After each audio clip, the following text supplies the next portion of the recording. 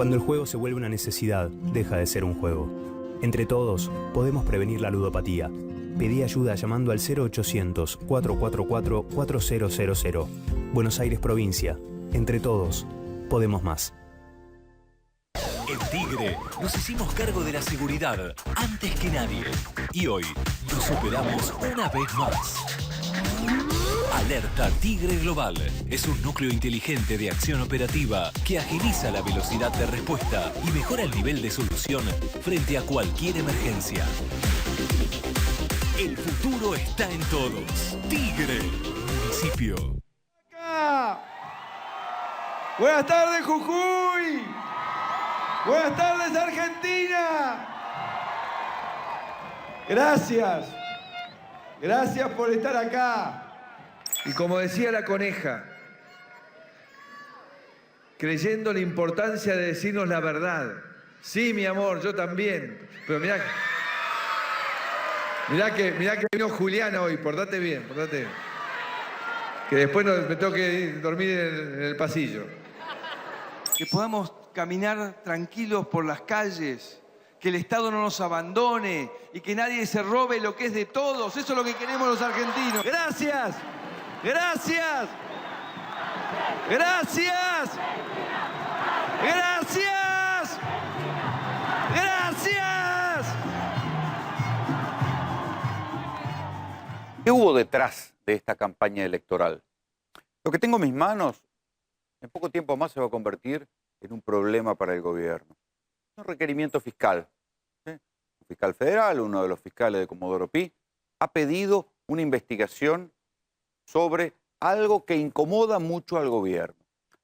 Como ustedes saben, desde hace un tiempo se ha convertido en una moda que provoca terremotos, la difusión, la suelta de documentos, ¿no? Los famosos Wikileaks fueron los primeros. Después vinieron los Panama Papers, que hicieron temblar incluso a gobiernos. Aquí no pasó nada, pero hicieron temblar a gobiernos por las revelaciones y sobre todo porque demuestran esos documentos el doble discurso de los políticos que dicen una cosa en público y después hacen otra cosa en privado y donde nadie los ve, en bancos, en cuevas financieras globales, en estudios de abogados con contradocumentos. Bueno, hubo una suelta de documentos hace unos meses aquí en la Argentina y se revelaron 4.000 mails, que tienen que ver con la campaña electoral que ustedes veían recién en el comienzo de GPS. En esa campaña electoral se hicieron gastos, obvio. ¿Cómo cuánto de esos gastos se hicieron con plata negra? La plata negra es algo que viene complicando al macrismo y ya hay varias causas que le vienen pegando en el poste y vienen zafando, pero otra vez vuelve la cuestión de la plata negra en la campaña electoral de Mauricio Macri. Primero recuerden la causa aquella cuando roban en casa de la recién electa vicepresidente Gabriela Michetti, se roban una cantidad de dinero y una cantidad de dólares. No lo recuerdo ahora exactamente, pero esa plata no estaba declarada. Se abre una causa federal y finalmente se convierte en un delito menor, porque dice que bueno, que la plata no estaba declarada en blanco, pero era poca plata y todos reconocieron que sí que habían dado esa plata, la habían dado en efectivo, no la habían bancarizado, quedó como un delito menor. Hace poco, hace unos meses nomás, saltó respecto de la campaña electoral de 2017 el escándalo de haber utilizado indigentes para blanquear dinero.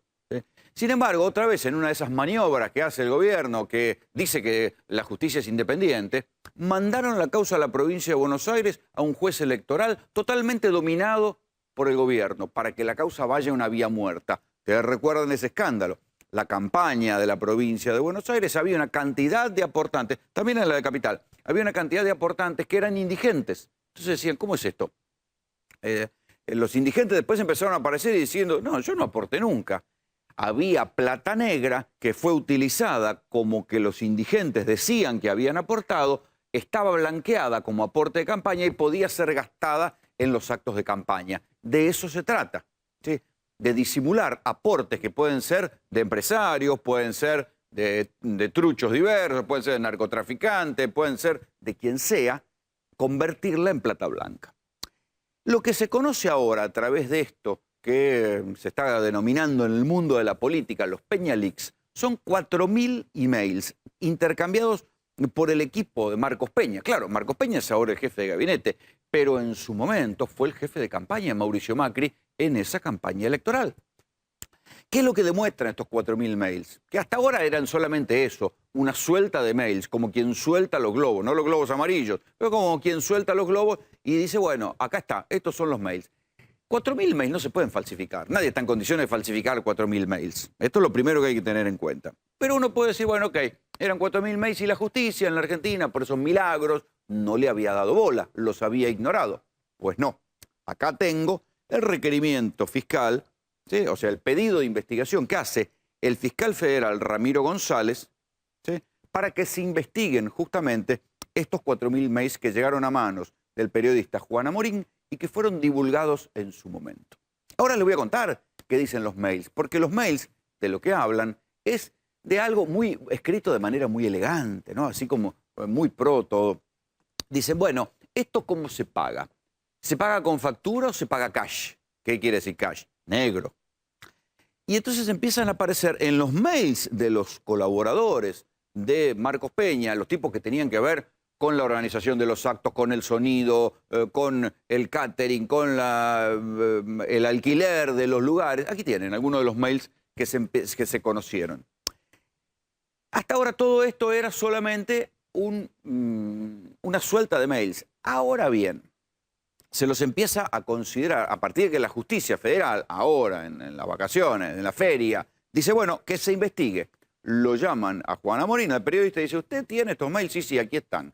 Aporta los mails. A partir de ahí el fiscal federal Ramiro González abrió una causa y empezó a preguntar quiénes eran los que escribían los mails, quiénes eran las empresas que aparecen figurando, cobrando en blanco y cobrando en negro, cobrando en blanco con factura y cobrando cash, como le decían acá, con IVA o sin IVA. ¿Quién era un señor que se llama Charlie Kauf? Ahora les voy a contar quién es Charlie Kauf y a qué se dedicaba y cómo cobraba, quién era la empresa Cap Publicidad, quién era la empresa Televas, todas empresas que aportaron equipos para la campaña, para la famosa campaña de Macri tan innovadora, con un escenario 360, con Macri en el centro de la escena, con un buen sonido, con los famosos globos amarillos. ¿Cómo se les pagó a todas esas empresas que participaron de esa campaña? Bueno, lo que se empieza a ver a través de estos mails es que buena parte de esa plata se pagó en negro. ¿Qué irá a hacer la justicia con esto? La causa cayó en el juez Ariel Lijo. Fíjense que Ariel Lijo es el mismo juez que el 28 de febrero tiene que citar ya a indagatoria, vale decir, como formalmente acusado, a Oscar Aguad. Actualmente Oscar Aguad es el ministro de Defensa, pero fue el ministro que cometió el bochorno de instruir a sus subordinados para que acepten, adopten un acuerdo que fue definido como ruinoso por una fiscal de Estado para el Estado argentino, para favorecer ¿a quién? Al grupo Macri, al grupo de la familia del presidente. Es una causa tan sencilla que si se aplicara la doctrina Irursum, el mismo momento que lo llamen indagatoria, habiendo tantos documentos, el ministro debería quedar preso. Pero en la Argentina ya se sabe que todas las cosas tienen como doble vara. Pero lo cierto es que acá el juez Lijo va a tener que decidir qué hace. ¿Le da curso a la investigación del fiscal González? ¿Cómo va a hacer para decir que no? Si hay 4.000 mails con filtraciones y con cosas que decían los propios, como si dijéramos, productores que integraban la campaña electoral de Macri, que dicen que pagaban en negro. Ustedes me dirán, oh, ¿quién se asusta en la Argentina por pagar el negro? Momentito, hay que recordar que Amado Boudou, el ex vicepresidente, está procesado por haber rendido mal unos viáticos. Entonces, si la justicia federal y si el edificio de Comodoro Pi mantiene algún grado de coherencia, no solo tendrían que meter preso a Aguad, sino que tendrían que abrir una investigación sobre esto, que es gastos en negro durante una campaña electoral. Les voy a dar los ejemplos que aparecen en los Peñalix. Por ejemplo, un acto en Costa Salguero, ¿sí? Los que cobran solo en efectivo y los que tienen una diferencia en cash ya fueron avisados que a partir del martes 11 pueden cobrarlo. Se supone que una campaña electoral no se puede pagar en cash. Y ya sabemos que si se paga en cash, como dicen acá, es porque se paga en negro. De todas formas, cobran gran parte el martes cash y se quedan contentos. Te le vas una parte en cheque y otra cash. Las vallas, todo cash, todo negro. Esto es lo que uno supone. Y además, ¿por qué se supone que es en negro? Porque hay otras planillas en las que figuran lo que se pagó en blanco, ¿sí? Por una rendición, por la rendición oficial. Se figura, por ejemplo, un pago de 3.325, qué sé yo, y lo que se pagó cash. ¿Esto qué quiere decir? ¿Que pagaron en negro? Esto es respecto de un acto en Costa Salguero. recuerden, el templo del macrismo, ¿sí? Ahí en ese acto en Costa Salguero, así figura la rendición de cuentas, en blanco y en negro. A ver, esto es en el acto, otro acto, el cierre de campaña de Macri en Córdoba, el Orfeo. ¿Sí? Dice, hola Luis, las máquinas de papelitos son de Sinal Fuegos Artificiales. Nos cobra 3.500 para cada una. Esas máquinas de papelitos que se tiran al comienzo y al final de los actos. Cada máquina incluye el dióxido de carbono y 15 kilos de papelitos. Para una segunda descarga hay que sumarle 1.500 pesos a cada máquina. Pero lo interesante es lo que dice después. Dice, eso masiva, si es que se factura. Si no se factura, se paga en negro. Entonces, este es el problema sobre el cual van a tener que rendir alguna explicación en la justicia federal. Aquí tienen otra. A ver, es otro mail sobre el acto en el Orfeo. Quien escribe, está dirigido a una señorita llamada Pia Rigoni, presupuesto total de alquiler, 131.000 pesos. Lo que pasa es que esta plata no condice, no cierra con la plata oficialmente rendida. Vamos a ver otro, lo que decía antes. Un señor conocido como Charlie Kauf, titular de una empresa que se llama CHK, Servicios Audiovisuales SRL. Acá seguimos con el acto del Orfeo. Aquí está, Charlie Kauf. Reposición de equipamiento. Yo tengo hecho, es con H, muchachos, lo que me pasaste hasta ahora, un estado de cuenta. 100.000 salieron de contado, 150.000 salieron facturados y nos estaría quedando el resto. A mí me figuran 81.727 masivas y corresponde a definir todavía. Esta es la cuenta. Esto es habitual en la Argentina, donde los impuestos tienen tal carga impositiva, pero claro, no, futuros funcionarios que venían a decir, que venían a salvar la República, ¿podían manejarse así, con guita en negro? Esto, insisto, para la justicia, esto puede configurar un delito de lavado de dinero, porque ¿de qué se trata? No es que solamente pagaban en negro para pagar menos impuestos. ¿De dónde salía la guita con la que se pagaba en negro? Esto es lo que tienen que rendir. Hay que recordar que en La Raíz, el libro de Hugo Alconadamón, se da cuenta, y también Alconadamón lo declaró en la justicia, de una reunión donde el propio Macri le recomendó a los empresarios que aportaran, si era en negro, mejor. Entonces, ¿de quién era la plata que ponían? Y les decía que todo lo que pusieran lo iban a recuperar por 10, lo iban a recuperar por 100, llegado el caso, porque cuando él fuera gobierno les iba a ir muy bien y les iba a devolver los favores. O sea que de ahí puede ser que salga la plata en negro. ¿A cuento de qué dieron esa plata para la campaña electoral? Acá está, por ejemplo, el famoso Charlie Kauf, el de los equipos de audio. Presupuesto llave en mano 72.000, más IVA en caso de corresponder. ¿Qué quiere decir esto, más IVA en caso de corresponder? Si la factura era en negro, porque se supone que era una gran empresa, tenía que tributar IVA. Si no tributa IVA, ¿sí?, es porque no hay factura, es porque se paga en negro. Esto es lo que se trata. ¿Y qué es lo que revela esto? Una cuestión sobre la cual hablamos muchas veces, que es el doble discurso. O sea, una cosa es decir que vienen a sanear la República, a que van a dar ejemplo de todo, y después cuando nos encontramos en la realidad con esto, nos encontramos con una intendenta de Resistencia como Idiayá, la diputada actual de Cambiemos, que inventó una basurera fantasma y que está a punto de ir presa, y que se agarra de los fueros para no ir presa por un delito escandaloso como es robarle la plata de la basura a los tipos más pobres de Resistencia, Chaco, y desviarla para una empresa basurera. Estas son las cosas. Estamos hablando de tipos que vinieron a moralizar la República y como el intendente Sergio Barisco de Entre Ríos terminaron procesados por narcotráfico. Ahí tienen en Santa Fe a José Corral, otro intendente, sobre el cual se salieron también otra suelta de papeles, los Corral Papers, donde se conocieron vinculaciones de él con unas organizaciones extrañas, mezcla de barras bravas con pastores evangélicos, que no se sabe bien por qué recibían plata del municipio. Y si no, escucharon hoy, o estos días, seguramente lo que pasó con un presidente de un club de fútbol, del Club Almirante Brown, Maximiliano Levy. Salieron desde la Previde, de la provincia de Buenos Aires, a decir que Maxi Levy tenía derecho a admisión, no iba a poder entrar a los estadios, ¿sí?, porque era evidentemente un barra brava y no iba a poder entrar a los estadios. Muchachos, decídanse. Si Maxi Levy es un barra brava, explíquenme qué hacía en esta foto. ¿Por qué? Porque ¿con quién está Maxi Levy? A ver, me voy a cruzar la pantalla. Acá está Maxi Levy, ¿sí? Seguramente estaba participando en un curso filosófico, estaba siendo educado, porque aquí está con el ministro de Educación, Alejandro Finocchiaro, ¿sí? Entonces, no nos traten más de tarado, ¿no? Esta cosa que vienen a salvar la República y son gente tan honesta y tan proba, forman parte del cuadro general de la corrupción y de la mierda que es la política en la Argentina. No engañen más, viejo. El ministro de Educación, si estos son tan barra bravas, ¿qué hace con los barra bravas? El ministro de Educación, no cualquier ministro, no es el ministro de Acción Social que se juntó porque tenía que ir a los barrios a discutir.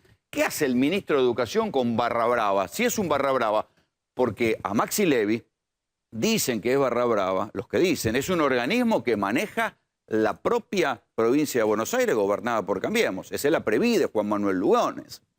Ahora yo no tengo ningún problema, lo fui a entrevistar a Maxi Levy para ver qué dice de todo esto, pero antes de esto, entiendan el doble discurso. Acá está el ministro de Educación, Alejandro Finocchiaro. ¿Dónde se hizo este acto? En el Mercado Central. Claro, el mercado. Si uno quiere hacer política en La Matanza, y acá se entiende, Finocchiaro quiere ser intendente de La Matanza. Entonces, ¿qué hizo? Organizó un acto típico, esos típicos actos de política que se hacen en el Mercado Central. ¿Y a quiénes llevó? Al que ahora es presidente de Almirante Brown, pero que para la provincia de Buenos Aires es un barra brava, a Jorge Lampa, que en algún momento fue jefe de la barra de Almirante Brown. Almirante Brown, les aclaro, es el club emblemático de la zona de La Matanza, peleado con barras peleadas entre sí, con la política metida en el medio, digo, un club muy particular, enseguida lo van a ver.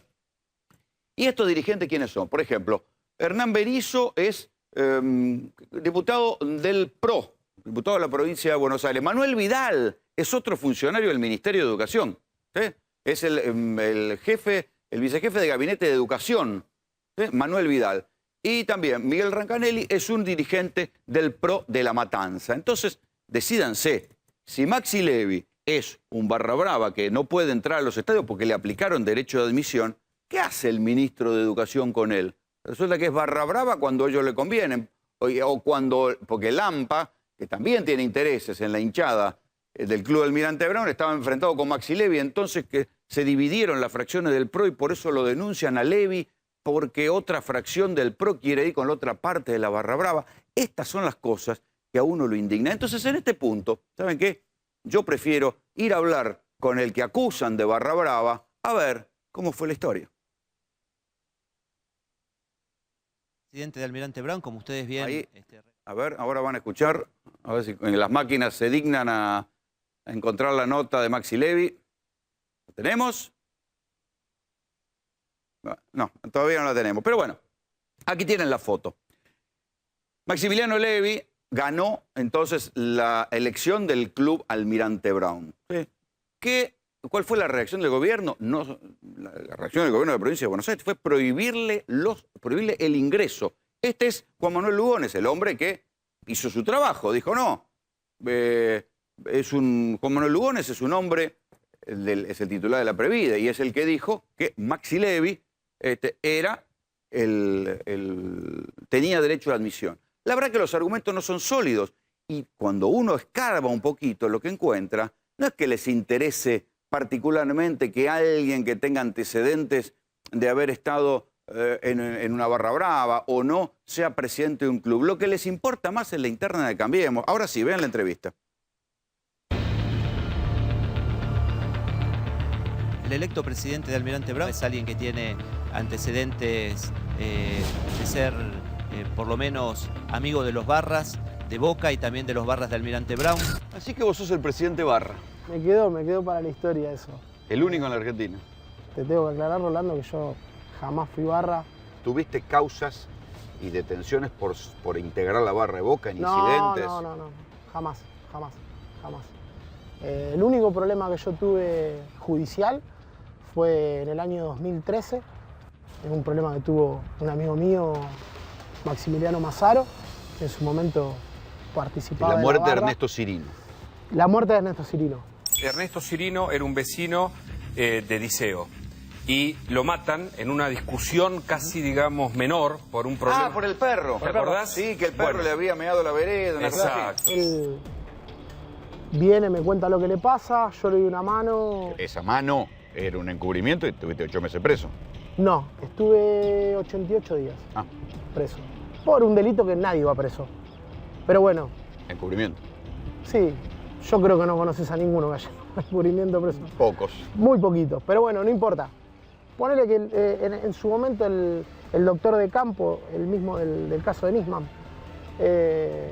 dictaminó que, bueno, en ese momento Maxi estaba prófugo, entonces él me mantenía detenido para que yo no lo pueda ayudar.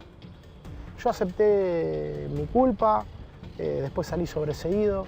En esa causa estuvo prófugo incluso Migliore, el ex arquero de San Lorenzo, Maximiliano Levi fue uno de los encubridores, Maxi Mazzaro, que eventualmente se transformó en el jefe de la barra de la 12. Pero Maxi Mazzaro era uno de los líderes de la 12. Sí, en ese momento sí. Y vos no eras de la 12.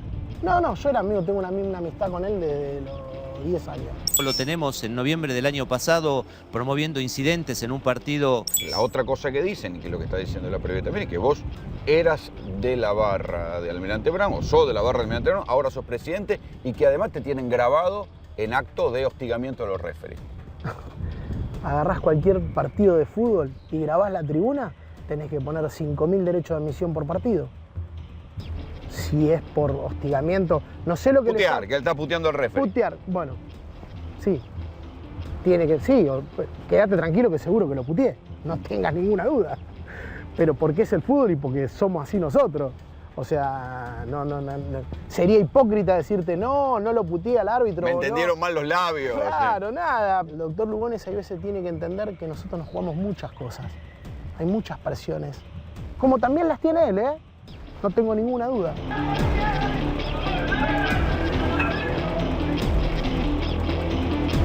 Es un club que es muy sufrido, que no lo dejan jugar con público, que tiene toda la gente dividida. Que tiene 2 barras. Es el único caso en la Argentina. Tiene 2 barras que la custodia de la policía por separado. No, son 5 fracciones, no 2. Yo me quedé en 2.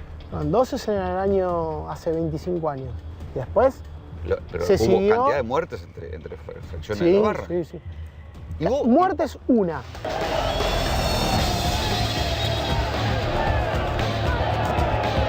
¿Vos podés bajar el nivel de locura de las barras?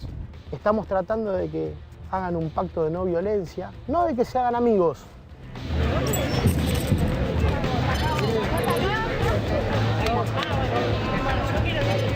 ¿Y allá en el festejo están los barras peleados? No, No bien. no, están ahí todos juntos. Ah, están pero juntos. Están todos juntos.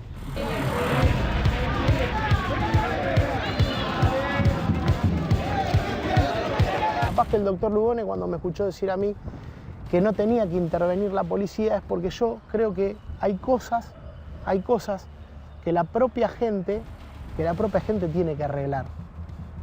Que no hace falta un intermediario, sino que se tienen que dar cuenta de que... Pero después de tantas muertes, después de tanta pelea, ¿vos pensás que se puede intermediar en semejante locura? Alemania invadió Francia y hoy van los turistas... Esto es más complicado. No, bueno, esto es más está complicado. bien, pero hoy van los turistas a Alemania, a París, y no los cagan a palo. Esto es el conurbano, más Nosotros- complicado que Alemania-Francia. Totalmente, está bien lo que vos decís. La hinchada de Chicago tenía sus problemas y los arreglaron y bueno, no es algo imposible, pero que no lo puedo intentar. Si el doctor Lugones cree que yo estando afuera de un partido de fútbol beneficia para algo, estaré afuera. ¿Qué vas a ser presidente y no vas a ir a ver al propio Almirante Brown? O sea, porque aceptan las cosas. Mientras ¿O vas no a meter un amparo judicial? ¿Qué vas a hacer? Yo prefiero tener una charla con el doctor primero, para que me explique por qué, después de unas elecciones, a las 8 de la mañana del otro día me manda un Twitter diciéndome que no puedo entrar a las canchas o soy un ex barra brava de Boca, que quiero que me lo demuestre también. ¿Y qué quieren que les diga? La verdad que tiene razón el presidente Almirante Brown, porque si está sobreseído en la causa por la acusación, que además es una causa extradeportiva, y lo están acusando solamente porque lo encontraron puteando un referee, entonces no puede ir nadie a un estadio de la B. Pero la verdad está en esta foto. O sea, esta es la cuestión. O sea, el doble discurso. Es decir, ¿cómo? eran otra manera de hacer política y acá estaban intentando seducir a los que después consideran barra brava de Almirante Brown. Esta es la cuestión. Cuando uno escarba un poquito, aparecen una cantidad de impresentables. Aparecen alrededor de Cambiemos, como alrededor de todos los partidos políticos. Aparecen aventureros, tipos que quieren medrar y hacer negocio, plata negra, impresentables. Y si no, escuchen lo que pasó también esta semana nomás. Detuvieron a un señor, ¿sí?, por un delito de esos así menores, ¿no?, esas pavadas. Lo detuvieron por trata de mujeres. 3 ciudadanas venezolanas esclavizadas para explotación sexual. Detuvieron por trata de personas a empresarios ligados a Cambiemos. No era cualquier empresario, un señor conocido en La Plata, un relacionista público, como el Peque García. ¿Sí? Raúl el Peque García. ¿Cuándo se había hecho famoso este señor? Cuando, y ni bien había ganado Cambiemos, hubo una fiesta privada con un grado de protección de parte de los funcionarios de seguridad del intendente de La Plata, Julio Garro, intendente de Cambiemos. ¿Por qué digo un grado de protección? Porque terminó procesado Daniel Piqué, que era el secretario de Seguridad, por lo que sucedió en esa fiesta. Tal vez ustedes la recuerden, fue una fiesta privada, ahí en fin de año, donde muere ahogada una chica de apellido Uzcamaita. Uno de los organizadores de esa fiesta era este señor, el Peque García, que hasta hacía poco tiempo había quedado inmortalizado, saltando y festejando, nada menos que en el escenario principal de los festejos de Cambiemos. ¿Sí? Aparecía este señor, que luego terminó, claro, lo corrieron cuando se enteraron que había pasado la muerte de la chica Uzcamaita en la fiesta de La Plata, lo corrieron a un costado y así terminó después, detenido por intentar esclavizar y prostituir a 3 ciudadanas venezolanas. Esto fue en San Bernardo. Otra cosa que sucedió estos días, ¿recuerdan lo que pasó con el sindicato SOEM, Marcelo Balcedo? Ahora está en arresto domiciliario en Uruguay porque le allanaron la casa, lo procesaron por lavado de dinero, lo sacaron de su sindicato, el SOEM, el sindicato que tenía que controlar el personal de las escuelas. Bueno, el interventor del sindicato SOEM se llama Conrado Reinke. ¿Saben qué hizo? Acá está. Firmó un convenio con una empresa de su propiedad. ¿De qué se trataba el convenio? Las típicas cosas que hicieron las intervenciones en los sindicatos que manejó o que digitó Jorge Triaca. Ahora Triaca ya no es más ministro, pero quedaron metidos en los sindicatos un montón de interventores. Algunos de ellos hicieron cosas como Reinke. Resulta que Reinke era propiedad de una empresa que se llamaba Tarjetas de Afinidad Sociedad Anónima.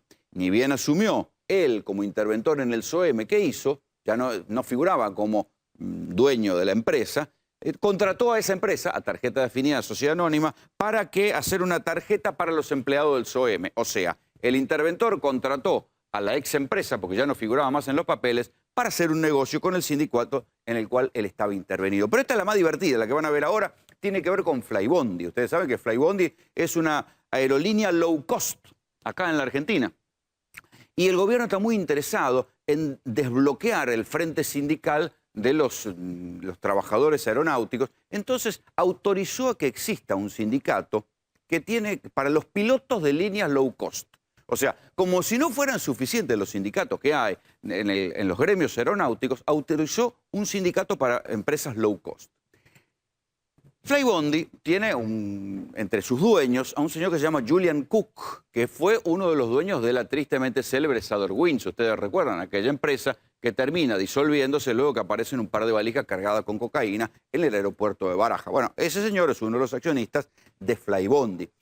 Hay una investigación judicial porque se intenta saber cuáles son los vínculos que tiene la empresa Flybondi con el ministro de Transporte, con Guillermo Dietrich, con otros funcionarios oficiales, pero lo que acá llama la atención es que el gobierno impulsó, o por lo menos avaló rápidamente, la creación de un sindicato para empresas aéreas low cost. Lo interesante es que uno de los que va a estar como titular, ahí como fundador del sindicato, es Matías Miret.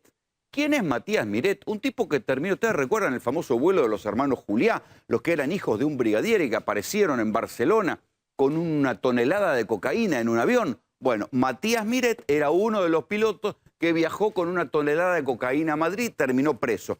Después logró zafar, dijo que él no sabía nada. Claro, el avión iba cargado hasta la bola de cocaína. Él era piloto y no sabía nada, no se dio cuenta que el avión tenía los paneles llenos de cocaína. No se dio cuenta. Bueno, este señor, detenido con este antecedente tan interesante de ser un tipo que llevó una tonelada de cocaína a España, ahora va a ser el dirigente sindical de un sindicato avalado por el gobierno para desbloquear el frente gremial de los sindicatos aéreos en la Argentina. Bienvenidos. Esto es GPS.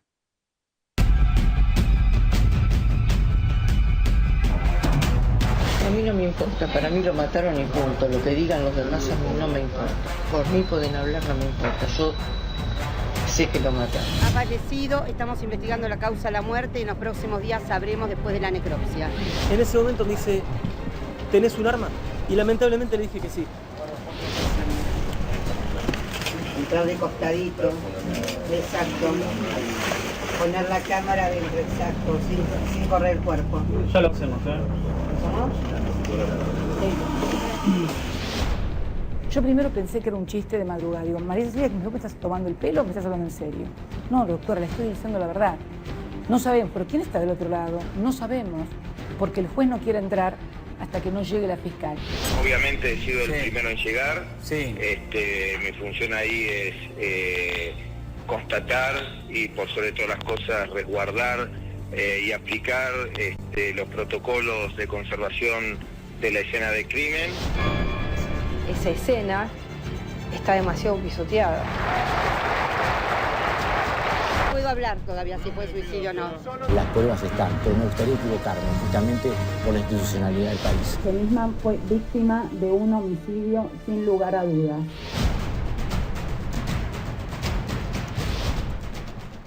Pablo Dugan editó este libro, Quien mató a Nisman, primero como una edición de autor. Ahora ya, después de la 4ª edición, ahora ya pasó a ser un libro de editorial. ¿Qué es lo que tiene de novedoso este libro? Que después de varios años de lectura pendular del caso, donde el caso se dirimía más por lo que uno pensaba que había sucedido que por lo que había sucedido, empezaron a aparecer cosas nuevas. Las pocas cosas nuevas que empezaron a aparecer fueron las que Pablo tomó en este libro. Tanto es así que yo le diría que lo más interesante que pasó en este año en la causa Nisman es este libro, porque se empiezan a contar cosas que no se sabían o que habían sido ocultadas por una lógica política. Buenas noches, Dugan. ¿Cómo andamos? ¿Todo ¿Sigue bien? todavía esa idea de que a Nisman lo mataron, instalada por lo menos en la versión judicial, no es la tuya? No, a ver, el libro cuenta la verdad de lo que pasó con Nisman, pero no basado en una investigación mía, sino basado en lo que dice el expediente. Pero no es lo que están leyendo en el expediente. Bueno, eso es lo loco. Muchas veces el expediente dice una cosa y el juez que lleva el expediente o el fiscal interpretan otra diferente. O sea, esto es lo importante. leen un caminito, leen de una manera y dejan conviene. otras partes afuera. Exactamente. En esta causa, por ejemplo, hay 3 peritos oficiales. Eso es rarísimo. El perito oficial primero es el cuerpo médico forense. ¿Qué dice el cuerpo médico forense? Fue un suicidio. Concreto, contundente, sin lugar a dudas. El segundo perito oficial es Policía Federal Argentina, que hace una pericia de más de 100 páginas sobre las manchas de sangre que se encuentran en el baño donde apareció muerto Nisman. Dicen con toda, en 100 páginas, analizan cada microgota de sangre que hay ahí y le dicen al juez, y, bueno, a la fiscal en su momento, esto fue un suicidio. No hay manera de que hubiera otra persona. Y dicen, yo recuerdo esa pericia. Lo que dicen es que las gotas saltaron a la puerta de atrás cerrada para todos lados, y no hay manera de que hubiera una persona en el medio. Cuando vos tenés gotas para adelante, para el costado y para atrás, no hay nadie al lado y eso se ve claramente. La famosa, además que el video de la pericia. El video, esa mancha de sangre es importantísima, que el cuerpo nunca fue movido, que la puerta del baño estaba cerrada, que él estaba frente al espejo, tomando el arma con 2 manos, con sobreempuñadura, eso queda demostrado por las manchas de sangre que tiene en las manos, y además que estaba con la puerta cerrada. Él cae y aprieta la puerta de tal manera que vos no podías entrar al baño. Por eso es que la tienen que empujar. Sí. Nunca nadie explicó mecánicamente cómo vos podés matar a una persona, salir del baño, dejar la puerta cerrada y que el cadáver de la persona que acabás de matar... Sí, la gendarmería hizo esa explicación de los tipos vestidos de astronauta, que eran 2, y que lo fueron acomodando. Claro, acomodaron un cuerpo, chorreando sangre, lo acomodaron 4 veces y no quedó ni una marca en el piso. Y cuando salieron no dejaron ni una mancha en la alfombra. levitaron, o sea, un disparate total. El tercer perito oficial es justamente el que vos mencionás, que es Gendarmería, que hizo 3 años después una pericia vergonzosa que tiene un montón de Para rellenar inconsistencias. lo que el gobierno quería escuchar. Por supuesto, es una pericia a la carta, completamente falsa, llena de inconsistencias. Dice, por ejemplo, y esto es aberrante, que mirando una radiografía que sacó el cuerpo médico forense, ellos notaron, los dos médicos, el doctor Caballero y la doctora Paniagua. Los nombro para que se acuerden de esos nombres porque algún día van a terminar dando cuentas en la justicia. Dicen que esa radiografía muestra que tenía el tabique de la nariz quebrado, de una piña.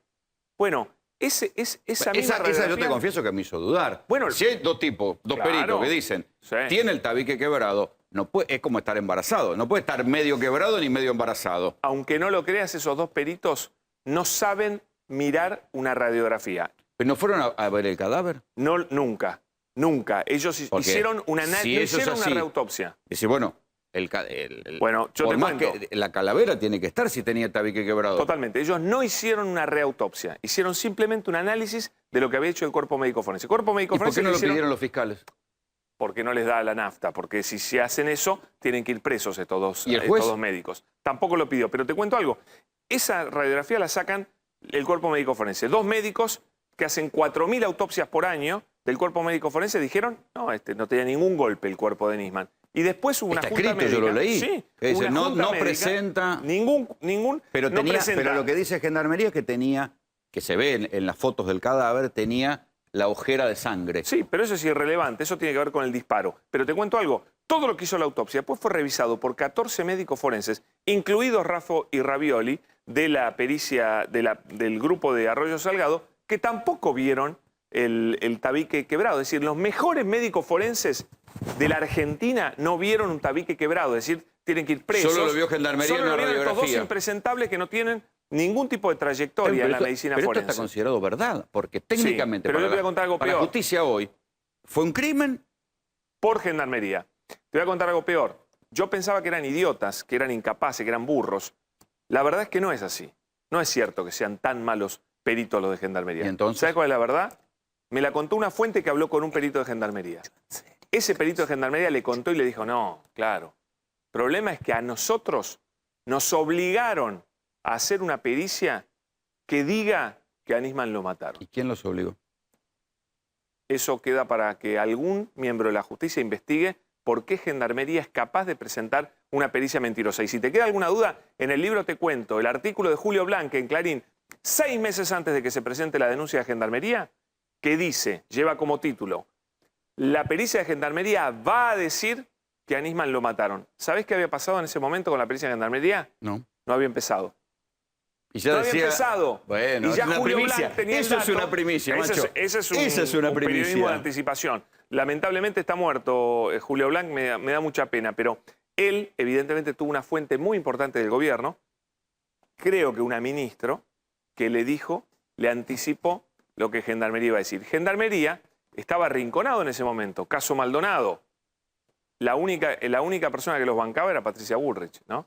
Bueno, yo no sé si hubo devolución de favores ahí o qué, pero la realidad es que produjeron una pericia que es un mamarracho, es la pieza judicial más vergonzosa en la historia judicial de la Argentina, y en eso, solo en eso, se basan el fiscal Tayano y el juez Ercolini para decir que esto hay que investigarlo como un homicidio. Tampoco eso está pero firme. supongamos que nos estemos equivocando y la pericia diga la verdad.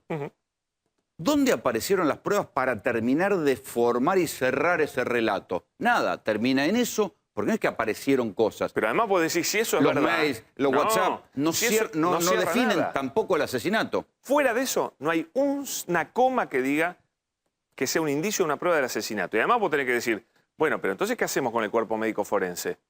Que dijo que era no echaron a ninguno. Suicidio. No, por supuesto. ¿Qué hacemos con el policía policía tendría que haber federal? echado a todos. Te digo más. Patricia Bullrich, que dijo se pisoteó todo, bueno, ella acusó en su momento a Prefectura de haber encubierto el crimen de Nisman, supuestamente. Cuando asume como ministra, ¿a quién tiene bajo su ala? A Prefectura. ¿A cuántos prefectos cuestionó Patricia Bullrich por lo que hicieron? A ninguno. 0, a ninguno, porque no tiene nada que cuestionarles, porque Prefectura actuó bien, Policía Federal actuó bien esa noche, Bernie actuó bien y la fiscal Fein actuó bien también, pese al informe de Jorge Lanata, que fue una trampa tremenda lo que hizo, ¿no? en ese programa de televisión. ¿Qué revelan los WhatsApp? Porque lo último que se conoció fueron WhatsApp que se recuperaron porque estaban borrados y algunas cosas se empezaron a recuperar. ¿Qué revelan los mensajes y los WhatsApp de Nisman en la última noche? Los medios increíblemente le dieron muy poca bola a estas últimas revelaciones, yo las cuento en mi libro.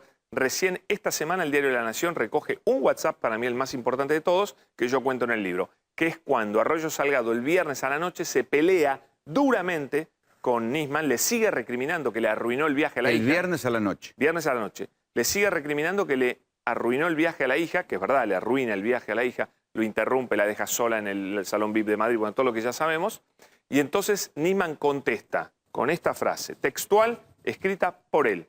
Estoy hecho mierda y vos todavía seguís. Nisman, te cuento, el viernes al mediodía o sea que almuerza. no es verdad esto que se hizo de la autopsia psicológica. Todo mentira. O sea que era un tipo que podía tener una crisis personal. No, pero además escuché un montón de gente que habló con Nisman que decía, no, él estaba bárbaro, genial, el mejor momento de su vida. No, él estaba hecho mierda, lo dice él, así que no podemos dudar de su palabra. Y él almuerza con Hernán Capielo de La Nación en Itamae, el sushi de Puerto Madero, llega a su casa, se pone el pijama, Rolo, y nunca más abandona su casa. Nunca más ya sale de su casa. Nunca. Se encierra en su casa. Nunca más sale. ¿Cómo estaba de ánimo él? Pésimo. Horrible. Él le dice, estoy hecho mierda y vos todavía seguís. Es decir, no estaba hecho mierda porque ella le reclamaba el haber arruinado el viaje de la hija, sino que estaba hecho mierda por otro motivo. ¿Está comprobado, es indudable, que él llamó a Lagomorcino para pedir el arma? Mira. ¿O puede haber una...? Mira, si hubo a la mañana mensajes entre Lagomorcino y Nisman, yo creo que eso es muy posible y que no importa si esa cadena de mensajes las iniciaron Lagomorcino o Nisman, porque la verdad es que ellos habitualmente se intercambiaban mensajes, porque era su principal colaborador y porque Nisman estaba pasando un mal momento. Le robaba la mitad del sueldo. Además le robaba la mitad del sueldo. Entonces, ahí sí hubo un intercambio cuyo contenido no sabemos. Pero atención con este dato, que creo que es fundamental y que va a dar un vuelco en la causa. El fiscal Tayano ya tiene el informe sobre el celular, no de Nisman, de Lagomorcino. Y ahí constan todos los mensajes entre Nisman y Lagomorcino. ¿Tanto tardaron para el celular de Sí, Lagomorcino? pero ya los tiene. ¿No te sorprende que ¿Tanto tardaron? Bueno, bastante, porque primero terminaron con el de Nisman. Pero el fiscal Tayano, que siempre filtra información a la prensa cuando le conviene a él, lo tiene escondido en un cajón este informe y no lo da a revelar. ¿Sabes por qué? Porque ahí hay WhatsApp en donde Nisman le pide o hace referencia al arma de Lagomorcino. Todos creen, los del asesinato, que Lagomorcino miente cuando que llevó dice el arma para que alguien la agarrara. Exactamente. Y por eso está procesado, por ser partícipe necesario. Totalmente, y es la tiene conducción tobillera. electrónica. Sí. ¿Qué pasa si en esos WhatsApp hay, de parte de Nisman, una referencia al arma que le pidió a Lagomorcino? Y hay que soltarlo. Se acaba el caso. No, por lo menos Lagomorcino... Pero se acaba el caso, Rolo, porque queda confirmado que Nisman estaba pidiendo un arma. Bueno, puede haber entrado el comando iraní. No, bueno, volando. Puede haber entrado el comando iraní. Queda claro. Y eso es lo que hace que Sandra Arroyo Salgado haya abandonado la causa, porque ella conoce esa pericia. Ah. ¿Por qué te crees que la Eso abandona? a ver, yo la secuencia que hago es que vos publicaste el libro y a los pocos meses Sandra Arroyo Salgado se retira como querellante. Entonces yo pensé, es algo que está en el libro. En el libro hay mucha información y hay alguna información La pelea, por ejemplo. que yo no quise poner en el libro, que también es importante, pero no la voy a mencionar porque son cuestiones privadas que no me gusta meterme. Ahora bien, si ahora conocemos un WhatsApp donde Nisman hace referencia al arma, la causa se termina. Ya queda claro que le estaba pidiendo un arma porque tenía el plan de suicidarse. ¿Y Lagomorcino por qué no lo dijo eso? No, Lagomorcino dice eso. ¿Qué? ¿En los WhatsApp? Por supuesto que él lo dice, pregúntaselo y te lo va a decir. Hoy estuve con él. ¿Y por qué no los mostró antes? No, porque él no los tiene, porque ese teléfono fue chupado por la justicia. Pero no podía pedir una medida de prueba para... Lo están pidiendo Y recién ahora le dan ellos la medida de participaron prueba. en la pericia y les escondieron el resultado. A la defensa le han escondido el resultado de Bien, la pero pericia. eso es gravísimo para el fiscal. Es un escándalo del fiscal Tayano. Yo estoy esperando, yo lo digo todos los días por televisión, estoy esperando que el fiscal Tayano diga algo. ¿Por qué tiene una pericia escondida? Si esa pericia termina la causa, claro, va a estar en un problema. Él, Ercolini, Macri, Laura Alonso, Patricia Bullrich. Ahí parece que sostener la idea, si es como vos decís, sostener la idea de que a Nisman lo mataron, tiene una necesidad política. Absolutamente. Digamos, de decir, bueno, la culpa fue de Cristina. Cristina lo mandó a matar. Es porque cuando vos hablas de asesinato, Está bien, pero estamos hablando de no hay en cualquiera. la causa nada que lleve a Cristina. Nada, más allá del nada. memorándum. Pero por supuesto, La idea- nada. O sea, no, hay, lo que lo complica a en Cristina términos es que... forenses, no hay nada que lleve ni siquiera un funcionario de Cristina. No, es que no hay ninguna Está la prueba del suposición- asesinato, mucho menos hay Está la conexión con suposición nadie. de que es un acto político por el memorándum. Por la presentación de la denuncia de Nisman, ¿no es cierto? Pero eso nunca se probó nada. Además, la denuncia de Nisman quedó hecha trizas por las declaraciones de Ronald Noble, porque estaba llena de inconsistencias. Pero la porque no causa tenía judicial pruebas. de Bonadío siguió avanzando y va a juicio oral. Bueno, pero Bonadío es un juez, ¿cómo puedo decir? Bizarro, realmente. Pero la ¿no? Cámara no le dijo que no. También ahí que pasan cosas raras. Pero esto es lo que te También digo. pasan cosas raras ahí. Porque esto es lo que te digo, porque acá, a ver, supongamos que Bonadío y ¿quién lleva Ercolini lleva la investigación de Nisman? De Nisman, Ercolini. Ercolini. Supongamos que estuvieran mirando de manera sesgada. Hubo una Cámara y hubo una casación que les dijo, ok, adelante con el juicio oral. Ambas causas son muy importantes para el gobierno de Cambiemos, muy importantes. Macri, acordate, no se animó a decirlo hoy el presidente. El presidente hoy puso un tuit y habló de la muerte de Nisman, pero el presidente haciendo campaña electoral hablaba del asesinato de Nisman. Hasta el presidente de la Nación ya bajó un cambio. Fíjate cómo está cambiando todo. Cómo rápidamente hay gente que está sacando los O pies sea, del vos plato. decís que se empieza a saber por abajo en los tribunales. Ya lo saben todos. Que esto no se puede sostener mucho tiempo más. Pero por supuesto, esto se está cayendo a pedazos. Se está cayendo a pedazos. Porque en 4 años no saben ni quién lo mató a Nisman, no saben cómo entraron al EPARC, no saben cómo entraron al departamento que estaba cerrado por dentro las 2 puertas, no saben cómo entraron al baño con Nisman, lo mataron, salieron, dejaron el cadáver apoyado contra la puerta. Bueno, la pericia dice eso en la Gendarmería. No, pero no lo explican cualquier No cosa. aguanta un juicio oral. No, pero no lo explica bien Gendarmería. Yo la leí varias veces. Explica cualquier cosa. Es dramático. La verdad es que la causa va hacia ningún lado. Ya han inventado. Lo de Cato, el espía de la CIDE, que es una paparruchada. Lo del supuesto kiosco, después se descubrió que el kiosco lo había puesto el señor 5 años antes de que Nisman se mudara al EPARC. Nisman vivía en esa época en Highland, casado con Sandra Arroyo Salgado. Ya sabía el dueño del kiosco que Nisman se iba a separar y que iba a alquilar un departamento en Puerto Madero. Una ridiculez. Que la cantidad de cortinas de humo. Todo humo. Y ahora el último humo son los entrecruzamientos de llamados entre espías, ¿no es cierto?, de la CIDE, Milán y compañía. Y desconocen que primero los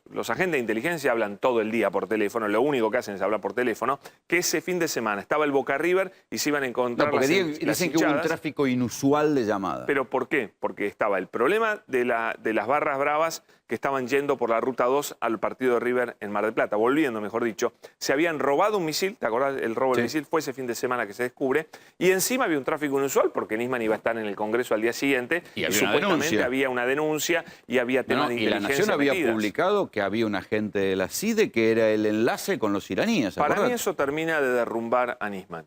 Eso se lo cuenta Nisman a Hernán Capielo el día viernes cuando están comiendo en el famoso sushi. Después yo creo que Nisman, la verdad, Esquiuso dice, me cuesta entrar en la no cabeza. era agente de la CIDE. No, Alan Bogado no era agente de la CIDE, no era camporista y se descubre después, Nisman lo pone como que investigaba en Medio Oriente para Cristina. ¿Sabes que nunca había salido del país, Alan Bogado? Se descubrió con migraciones que no había salido nunca del país. Es decir, era todo un delirio de Nisman. ¿Quién le vendió esa porquería? La verdad no lo sabemos, porque no está él para contestar. Pero todo eso es parte de la denuncia de Nisman que se derrumba. Y detrás de la denuncia se derrumba él, que no solo vio que el error de haber presentado esta denuncia contra Cristina, una denuncia inconsistente, falsa, lo había puesto arrinconado, lo había hecho caer en desgracia, el kirchnerismo lo iba a destrozar, lo iban a echar de la UFIAMIA, que era su gran miedo. Él presenta la denuncia contra Cristina para que no lo echen de la UFIAMIA, porque está paranoico de que Gils Carbó lo va a echar. Él manda a investigar cuándo volvía Gils Carbó de vacaciones. Cuando le dicen que volvía el 12, él, antes de tomarse el vuelo a Londres con la hija, se saca un pasaje para volver al mismo tiempo que Gil Carbó, llegar a la Argentina, presentar la denuncia y que no lo pudieran echar porque, bueno, sos una encubridora, ¿cómo me vas a echar a mí? Entonces, todo era por eso. Y no solo se da cuenta que eso le salió mal, que va a terminar echado una patada en el culo de la UFIAMIA, sino que va a terminar preso, porque él sabía que cuando cayera en desgracia se iba a saber que tenía una cuenta en Merrill Lynch con $600.000, que tenía 2 departamentos a nombre de la madre millonarios acá cerquita en Palermo, que tenía 2 chacras en Pueblo Mío en Punta del Este, que tenía una causa por acoso sexual que de conocerse iba a ser insostenible quedarse en un puesto. Está ahí. Él, durante 8 años, acosa sexualmente a una mujer. Ella se presenta a denunciar a un NN que la acosaba. Esa causa empieza a tramitarse. ¿Sabe quién es el juez? No. Martín Irursun. El fiscal, Gabriel Cavallo. Mirá. Esta causa la conocían todo el fuero federal. Y todos se callaron la boca. Y todos dejaron que Nisman fuera creciendo y nunca... Porque una vez un ex fiscal me dice, yo no entiendo cómo terminó siendo fiscal con una causa por acoso sexual durante 8 años. Una cosa de loco. La cajonearon. Sí. Alguien de Cambiemos y un juez lo fueron a ver al fiscal para pedirle bueno, Albertito es de la familia, porque era secretario de un juez federal, de la Rambever en esa época. Él le puso el grabador y se escuchó la voz de Nisman diciendo las barbaridades que están, porque se intervinieron los teléfonos y yo pongo 7 escuchas telefónicas del acoso sexual de Nisman a esta mujer, ¿no es cierto? Eso, si se conocía, terminó en la nada esa causa, guarda, terminó en la nada. ¿Sabes por qué? Porque en esa época todavía no estaba el delito de acoso sexual y de hostigamiento. Pablo, gracias por venir. De nada.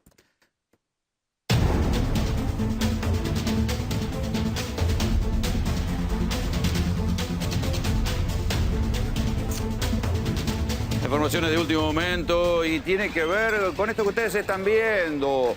Ruidazo. En este caso, lo que llama la atención es la cantidad de gente en el conurbano. Es el 4º ruidazo consecutivo que nos toca cubrir en GPS. Parece, claro, porque se hacen los viernes y nosotros estamos al aire más o menos en este horario. Otra vez hubo un ruidazo aquí en Caballito, pero lo que nos llama la atención es la cantidad de gente que hubo en algunos lugares del conurbano. Esto es San Martín. Claro, en el conurbano las tarifas están pegando muy fuerte, están doliendo mucho porque a la gente no le aumentan los ingresos. Es más, muchos perdieron el laburo, muchos han tenido que ir a laburar en negros y perdieron el laburo en blanco. Y las tarifas vienen igual, vienen subiendo igual. Esto es en Bahía Blanca, hoy también.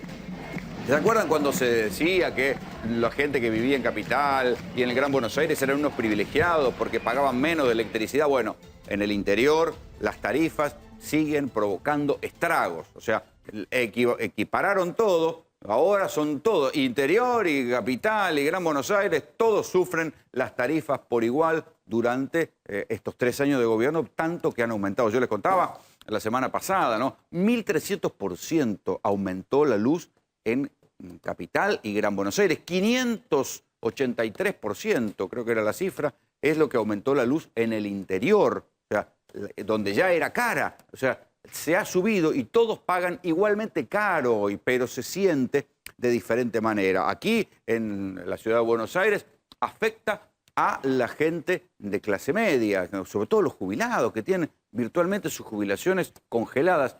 En la provincia de Buenos Aires afecta incluso a los pequeños comercios. Y esto también es lo que se empieza a ver. La suba de tarifas afecta a las industrias, porque antes, bueno, según uno utilizara la luz, el gas, esto era un insumo industrial, pero un insumo industrial razonable. Hay pequeños comercios que hoy, cuando vienen la cuenta de lo que gastan de luz por tener prendida la heladera, tienen que cerrar directamente porque hay menos consumo y muchísima más costo de tarifas. Y esto se está viendo también en la industria. Y si hay un caso en la industria que es paradójico de lo que ha pasado en la gestión de Mauricio Macri, es el caso de Tierra del Fuego.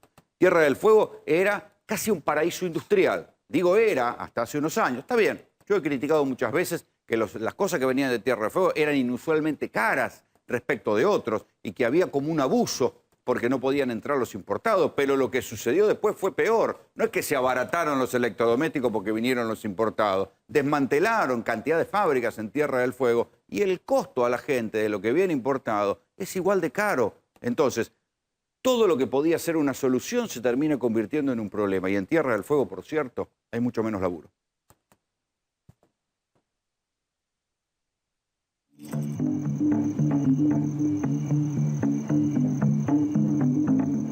Esto es lo que fabricaban ellos acá ¿hasta hace cuánto?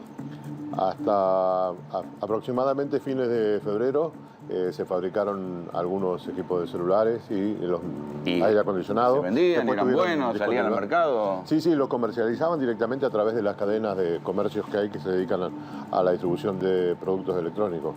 La mayoría de ellos son hasta febrero. Por eso. Hasta febrero con continuidad. ¿Qué pasó? Después ya empezó a reducirse el personal, redujeron una cantidad importante de trabajadores que incluso no les pagaron los salarios, y un total de 100, y a partir de allí hubo una producción menor de aire acondicionado, que fue discontinua además, incluso con suspensiones parciales de actividades en el medio de ese periodo, que hizo que la empresa dejara de liquidar los salarios, incluso fueran desapareciendo los responsables máximos aquí en la planta. Sí, directamente no. Es gigante. En algunos de los casos fueron a otras plantas, y en otros los que venían de Buenos Aires dejaron de concurrir.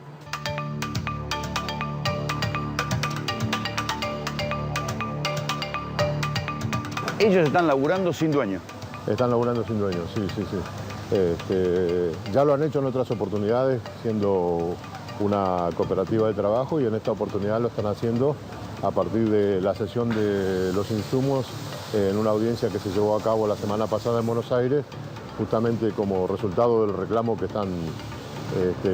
estamos llevando adelante en busca de percibir primero los salarios que se adeudan, que ya vamos por el 4º mes, donde no se liquidan salarios, y sumado a esto la incertidumbre que genera la falta de previsión en la continuidad laboral. ¿Y ellos están produciendo los aires acondicionados y tienen que se los compre? ¿O están a suerte y verdad? Ahora han resuelto producirlos, tenemos que conseguir el comprador. ¿Cuánta gente laburaba acá? Teníamos en febrero 280 y hoy tenemos solamente 75.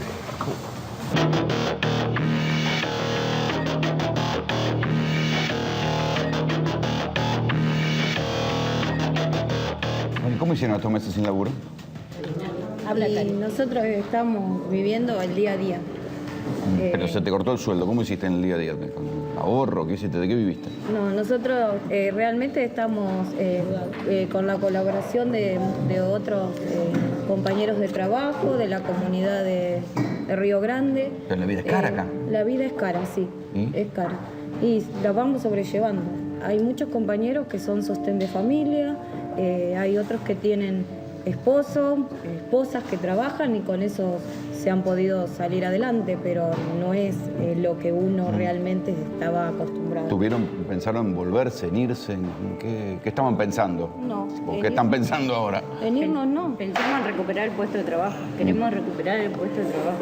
Eso que dejen de venir los empresarios que vienen y se llevan toda la plata y nos dejan en banda siempre. Siempre nos pasa lo mismo.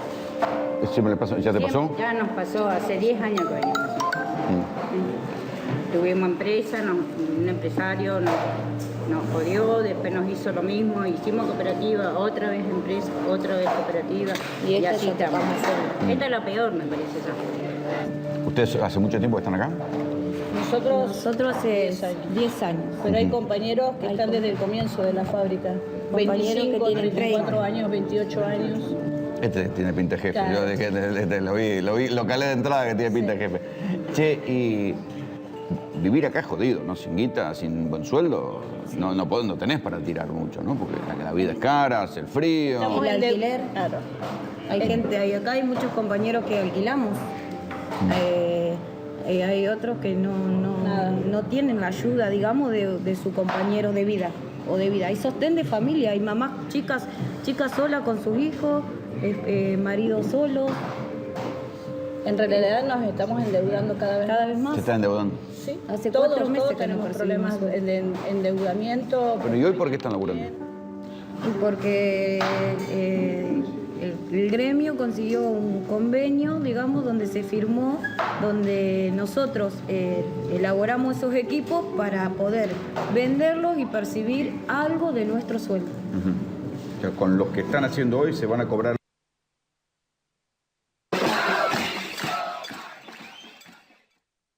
Bueno, ahí tienen, se nos interfirió. Estábamos hablando de Tierra del Fuego, nos interfirió el ruidazo aquí en el conurbano. Esta semana el presidente Mauricio Macri fue a Tierra del Fuego y le entregaron, los diarios consignaron que un funcionario oficial le entregó una carpeta azul. ¿Qué había en esa carpeta azul? Creo que reclamos, pero mejor se lo voy a preguntar a la gobernadora de Tierra del Fuego, Rosana Bertone, que está aquí con nosotros. ¿Qué había en la carpeta? Había reclamos, como usted dice, había un reclamo que tenemos... ¿Y usted por qué no estaba? Porque había tomado mi licencia y estaba a cargo del vicegobernador. Se pensó que era una especie de boicot. A ver, si está a cargo el vicegobernador, nosotros lo recibimos institucionalmente, me parecía lo correcto, no iba a pasar nada y la verdad que los reclamos que íbamos a hacer iban a ser los mismos. Es la carpeta. Y es la carpeta. Y sé que usted le hubiera entregado la misma carpeta. A lo mejor hubiera tenido conmigo la deferencia de atenderme un ratito el presidente, que a lo mejor no la tuvo con el vicegobernador, entonces... ¿Usted como gobernadora no tiene diálogo con el presidente?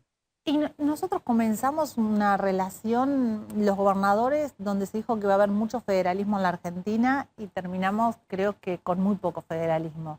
Nos cuesta mucho, en mi caso particular, me cuesta mucho, el diálogo es con el ministro del Interior, Rogelio Frigerio, y cuesta incluso con otros ministros, ¿no? Es muy difícil plantear los temas. ¿Esto porque son opositores? Porque somos opositores, porque hay como un prejuicio con Tierra del Fuego también con respecto a la industria, un prejuicio que es infundado. Bueno, ahí voy. Sí. Asumió Macri y cuando yo estuve en Tierra del Fuego, que fue antes de la devaluación, había pánico entre la gente porque decían no nos van a renovar el régimen, el mal llamado régimen de promoción industrial. Bueno, pero esa situación persiste, Rolando, porque nosotros, el subrégimen industrial vence en el 2023. Nosotros, desde que estaba el ministro Cabrera, luego ahora el ministro Sica, llevamos propuestas, porque si hay algo de lo que no me pueden acusar, es decir, Bertone no trae propuestas para mejorar ¿Pero por qué tienen miedo? ¿Tienen algún indicio claro de que les van a cortar el régimen o es paranoia? No, yo creo que es como una decisión tomada, ¿no? O sea, sí, pero no escrita, nadie la dice. Hasta ahora nadie la dice, pero si volviese a ganar Macri, yo creo que es una decisión tomada, porque muchísimas veces nos han manifestado, ellos no quieren el régimen. Porque si Nicolás Caputo, creo que el propio Macri llegaron a tener empresas en Tierra del Fuego, el Grupo Macri. El Grupo Macri sí, que luego creo que le cedió a Caputo, pero bueno, no es Dujovne, no son los que están hoy, digamos, en la gestión. Yo lo que creo es que hay como una situación de decir, bueno, pensamos esta provincia relacionada al turismo, y el turismo es una parte de mi provincia, una parte importante, claramente. Sí, eso es Ushuaia, y con Río Grande, ¿qué hacemos? Exactamente. Sí tuvimos la posibilidad de plantear una reconversión, digamos, para el sector petrolero muy importante, que se nos devolvieron beneficios impositivos para iniciar un polo petroquímico que comenzaría a principios de este año y que estaría bien desarrollado hacia el año 2022. Eso nos recuperaría puestos de trabajo y sería también una salida muy genuina para mi provincia, pero uno no puede sacar una industria que está hace 46 años, porque una decisión del Estado argentino hace 46 años. Una decisión que tenía que ver con la soberanía, con que hubiera gente viviendo en Tierra del Fuego para que no se llenara ni de chilenos, ni hubiera problemas con los británicos de las Malvinas. Digo, no era una pavada el tema. Era una decisión geopolítica importante. Ahora, si usted me dice, bueno, en ese momento, ¿por qué eligieron esas industrias? Primero fueron las textiles, luego las plásticas y luego la electrónica. Una decisión de hace 46 años exactamente, una decisión que fue con el tiempo creciendo, se fue cada vez invirtiendo más, cada vez más tecnología. Y yo mismo hasta que fui ahí tenía el prejuicio, pensaba que era medio trucho, que las cosas venían ya armadas, que hacían como que las desarmaban, las empaquetaban y nos las vendían caro al resto de la Argentina. Y vi que no. Es terrible la tecnología que hay, es igual a una fábrica de electrónica en Corea del Sur, en Japón. O en Manaus, acá en Brasil. O en Manaus, en Brasil, o en los celulares en México, por ejemplo, son iguales. La industria plástica es una industria muy competitiva, exportadora. Pero ¿por qué se vendían tan caros los electrodomésticos acá? A ver, hemos mejorado muchísimo el precio. En el final de kirchnerismo, un celular era carísimo comparar un celular en el lugar más caro del mundo. Hubo correcciones que fuimos haciendo a nivel del puerto, de la logística. Queda igual mucho por hacer, pero hemos demostrado que podemos ser competitivos, que podemos... hoy los precios están similares en Chile y en Brasil. Y también algo que pasó, Rolando, ¿se acuerda cuando sacaron las computadoras que se hacían en mi provincia y también se hacían acá en el conurbano? Dijeron, bueno, ahora todo el mundo va a comprar más computadoras y más baratas. Y hoy se compran menos computadoras y el precio no bajó. Bueno, eso quiero... Ahora, cuando yo fui no había sucedido la devaluación. Sí. Vino la devaluación, ya está. ¿Ustedes ya está mejor? No, la industria está... Uno de los problemas era la devaluación. No, a ver, la situación de hoy que nos afecta terriblemente, que afecta a la industria argentina en general, no solo Tierra del Fuego, es la falta de consumo interno que hay en nuestro país. Hay una recesión tremenda, la gente no compra, la gente apenas compra lo que va a consumir. no hay cuotas, la gente no quiere tomar o no puede tomar créditos con las tasas que hay, no quiere endeudarse con la tarjeta, y eso cuando estuvo el Mundial de Fútbol ayudó a que se vendan los televisores, pero luego de eso hubo una disminución importante en las ventas en la Argentina. O sea que la recesión industrial que aparece en los indicadores del INDEC, en el caso de Tierra del Fuego, se mantiene por más devaluación, por más... Se mantiene, exactamente. Aquí lo tengo Juan Enrique, que tiene justamente números de la industria. ¿Sabés, Rolo, que escuchaba atentamente a la gobernadora y claramente este modelo económico liberal, neoliberal, muestra que no simpatiza mucho con la industria? Y la Se te está cayendo la chimenea, amigo. Sí, la industria está cayendo, Rolo, primero por la caída del consumo interno, segundo por los tarifazos. Pero hay algo central que tiene que ver con la noticia esta semana. Recordemos que este modelo neoliberal, cuando habla de la industria, dice, bueno, vamos a hacer aperturas de importaciones para que bajen los precios internos. Te digo que tiene que ver porque este modelo pensaba que abriendo las importaciones, trayendo bienes importados, iba a competir con los precios y los precios iban a bajar. Por eso te digo claramente, les ha salido todo mal en términos de modelo económico. Y yo te quería comparar la industria en el año 2001, la industria en el año 2015 que crecía, y la industria en el año 2018 con la caída de noviembre del 13,3%, que interanual en el año fue el 5,8%. Pero fíjate, lo que hay acá, y lo muestra el desempleo... Y te quiero hacer otra salvedad, que ya para el año 2015 el modelo económico del kirchnerismo estaba como medio estancado. Sí, lo que pasa es que la industria en productividad, la industria argentina en productividad, le faltaba crecimiento, le faltaba más tecnología, más productividad, más educación a los trabajadores. Estaba en el tope de la productividad argentina.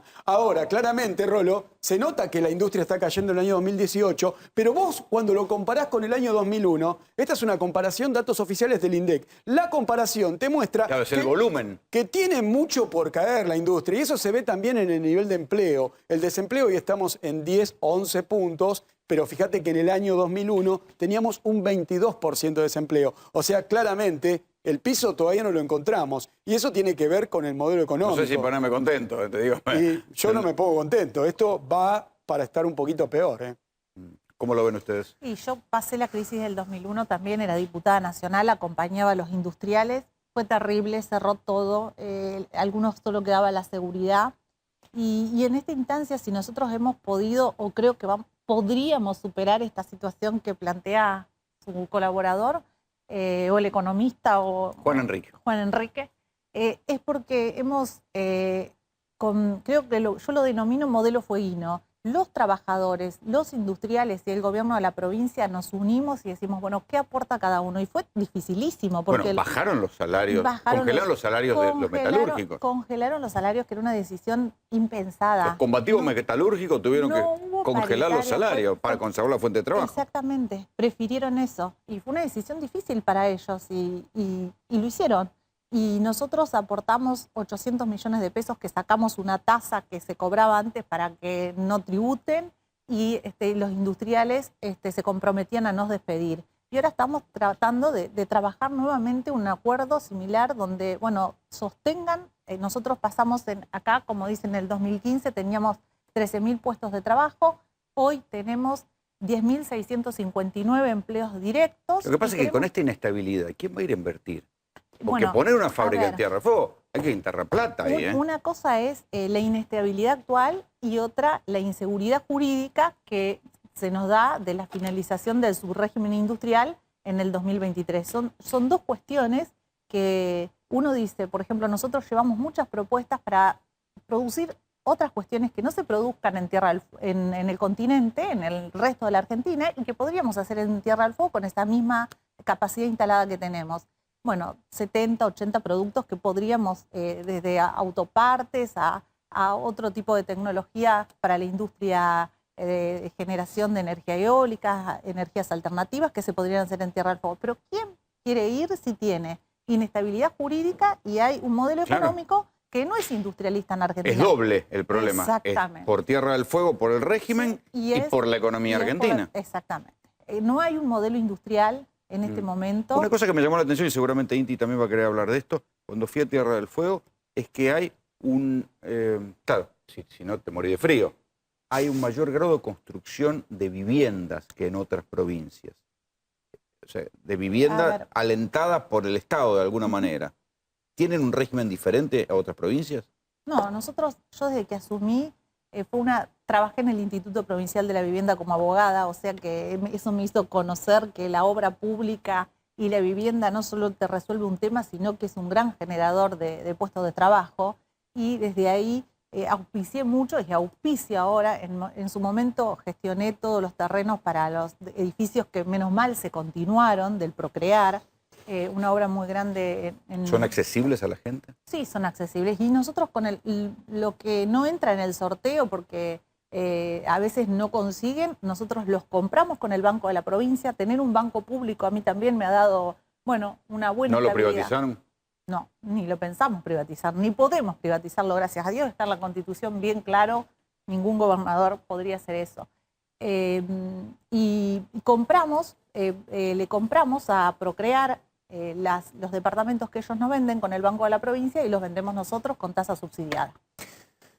Yo quería rescatar algo que me parece que es interesante tomar en cuenta, que es Argentina en noviembre tuvo un tercer mes consecutivo de superávit comercial.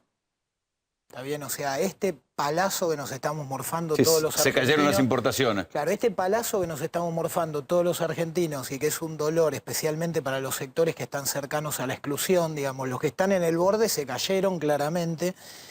Encuentra por otro lado una característica en el momento que es la siguiente, que nosotros veníamos comprando chucherías importadas, las dejamos de comprar como país, me refiero, pasamos de tener un déficit crónico a un superávit casi... No, 1000 palos para lo que es la Argentina, tener casi 1000 palos de superávit en el mes de noviembre es mucho, porque nosotros veníamos de un persistente déficit. Ahora la gran pregunta es, ponele que paremos el déficit, porque daría la impresión de que con la devaluación que hubo el déficit paró. El tema es que paró el consumo. Yo vuelvo a lo mismo, ¿sí? En la gente de la empresa que vos fuiste a... Digamos, hay una gobernadora que la cuestión vivienda la entiende. ¿Está bien? La entiende que el problema está. En el informe tuyo decían, uno de nuestros principales problemas es el alquiler, ¿te acordás? Bueno, hoy vuelvo a decir lo mismo que le digo, señores funcionarios, todos los viernes a la noche decimos lo mismo.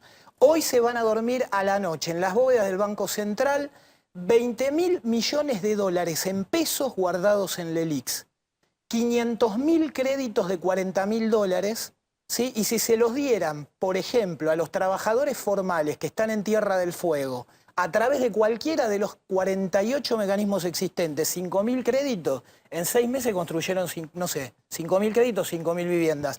Yo lo que digo es, cortemos la politiquería barata, porque en esto están de acuerdo Bertone, Macri, Iván Quer, el secretario de Vivienda. El tema es que no lo estamos pudiendo hacer. O sea, hoy cuando vos vas a pedir plata para algo, no hay nunca. No, incluso para vivienda nosotros tenemos un retraso de 500 millones que nos debe el gobierno nacional, que también estaba en esa carpeta que vos decís, Rolando, porque o sea, yo no puedo estar llamando por cada certificado de obra, por favor, al ministro, al secretario. Les juro que prefiero poner de la plata de la provincia y agilizar, porque es indigno para un gobernador estar en ese sistema que... Bueno, es el famoso la canilla de plata, la famosa canilla de plata. Déjame decir algo, un detalle respecto de lo que dice la gobernadora. Las políticas que venimos teniendo de inversión pública a lo largo y ancho del país siguen siendo políticas en donde manda la billetera del gobierno nacional. Sí, esto que ella dijo con total naturalidad, el principal interlocutor ha sido el ministro Frigerio durante estos 3 años, que encima ha sido un buen interlocutor, porque la inmensa mayoría de los gobernadores e intendentes te hablan bien de Frigerio, ninguno te habla mal. Ahora, ¿qué ocurre? Hay un problema, sábana es corta. Hay un problema de lógica, el presupuesto público está quebrado. Ellos hicieron una cosa muy habilidosa desde el gobierno nacional, muy habilidosa, que fue a través de Carolina Stanley poner mucha guita en los sectores más excluidos, destruyendo al sector que tiene capacidad de pagar un crédito.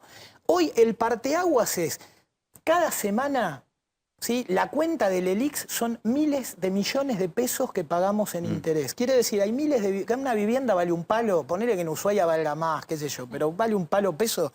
Quiere decir que si vos malgastás en tasa de interés por dormir guita en el Banco Central, 5.000 millones, 5.000 viviendas que podías construir y que alguien te iba a devolver la plata con un crédito, no están.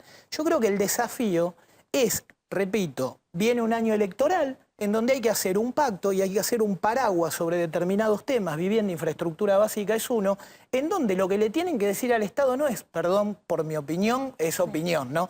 No es, te voy a dar los 500 palos a fondo perdido que había comprometido, porque realmente esos 500 palos a fondo perdido no están, pero lo que pueden haber son 5.000 créditos de un palo cada uno para la población con otro modelo de participación estatal que lamentablemente el gobierno amagó, pero no lo produjo. ¿Tenés déficit en la provincia? ¿Cómo haces con el déficit?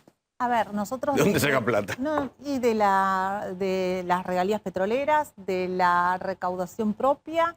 Y Está bueno, bien, pero y el ¿tenés envío déficit o estás hecha? No, tenemos un déficit que lo vengo manejando. ¿Qué es manejando? Manejando... Pateando para adelante. No. Que cuando llegamos nosotros, por ejemplo, se debían 2 meses de jubilaciones, se pagaban los sueldos en cuotas. Hoy yo pago en una sola cuota, las jubilaciones me da un poquito de vergüenza, los montos jubilatorios que tengo, pero se lo digo, hasta 100.000 pesos cobran en una sola cuota. Tengo jubilados de hasta 308.000 y tengo 6.000 jubilados. Porque son funcionarios. No, esa es la caja jubilatoria. Bueno, no, son jueces, algunos trabajadores de energía, bueno, hay de todo. Pero el promedio del haber jubilatorio en mi provincia es 48.000 pesos. Muchísimo. Sí, muchísimo. ¿Pero porque aportaron mucho? ¿Porque se jubilaron con sueldos altos? Porque se jubilaron con sueldos altos, porque fue una historia que es realmente muy larga de cómo se gestó el régimen jubilatorio, también de cómo que yo tuve que modificar y que fue un costo político tremendo que asumí. Y bueno, y eso nos dio una estabilidad. Logramos sostener la caja jubilatoria y que no sea transferida a la nación y tener nuestro propio régimen jubilatorio. Pero así como tengo esos 6.000 jubilados con un buen régimen, tengo también 10.000 jubilados de la mínima de ANSES que cobran 10.000 pesos, que como ustedes decían, un alquiler en Tierra del Fuego no es nada, porque un alquiler puede valer 25.000 pesos. Los más baratos serán 6.500 y de ahí para arriba. Pero se insistió mucho que el gobierno le pidió a las provincias que ajustaran. ¿Ajustaste? No, yo sabía que tenía que hacer un trabajo y lo asumí con total responsabilidad. Y hice todo lo que tenía que hacer para ordenar el Estado. El Estado estaba totalmente quebrado. Cuando nosotros llegamos no había equipamiento en salud, no había clases, he podido recuperar los 180 días de clases, que es muy importante eso. A lo mejor la gente ya después lo naturaliza, pero que en una provincia hacía años que no había un calendario escolar, ¿sabe lo que es? Generaciones de niños que pierden la oportunidad de ir a la escuela, terrible. Bueno, entonces desde...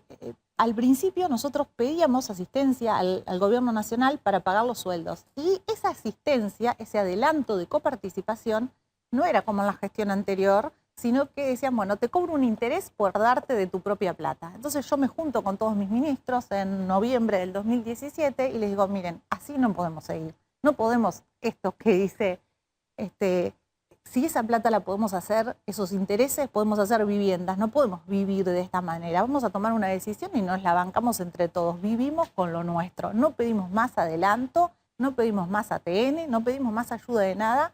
Nos ajustamos todos y los trabajadores me súper acompañaron porque tengo que decir que esta es la verdad. Toda la gente, la ciudadanía ha tenido algo para mí muy valorable, que es haber acompañado esta decisión de decir... No, pues yo recuerdo que en el comienzo tuviste una huelga docente dura. Sí, muchísimo conflicto, pero pasado ese conflicto hubo como, yo creo que una reflexión colectiva, es decir, cuidamos la paz social y vivimos con los nuestros y estamos libres porque ya demasiado tenemos con la situación de la industria. Si no somos dependientes en el sector público y en el sector industrial, es imposible trabajar así. Un gobernador no tiene paz.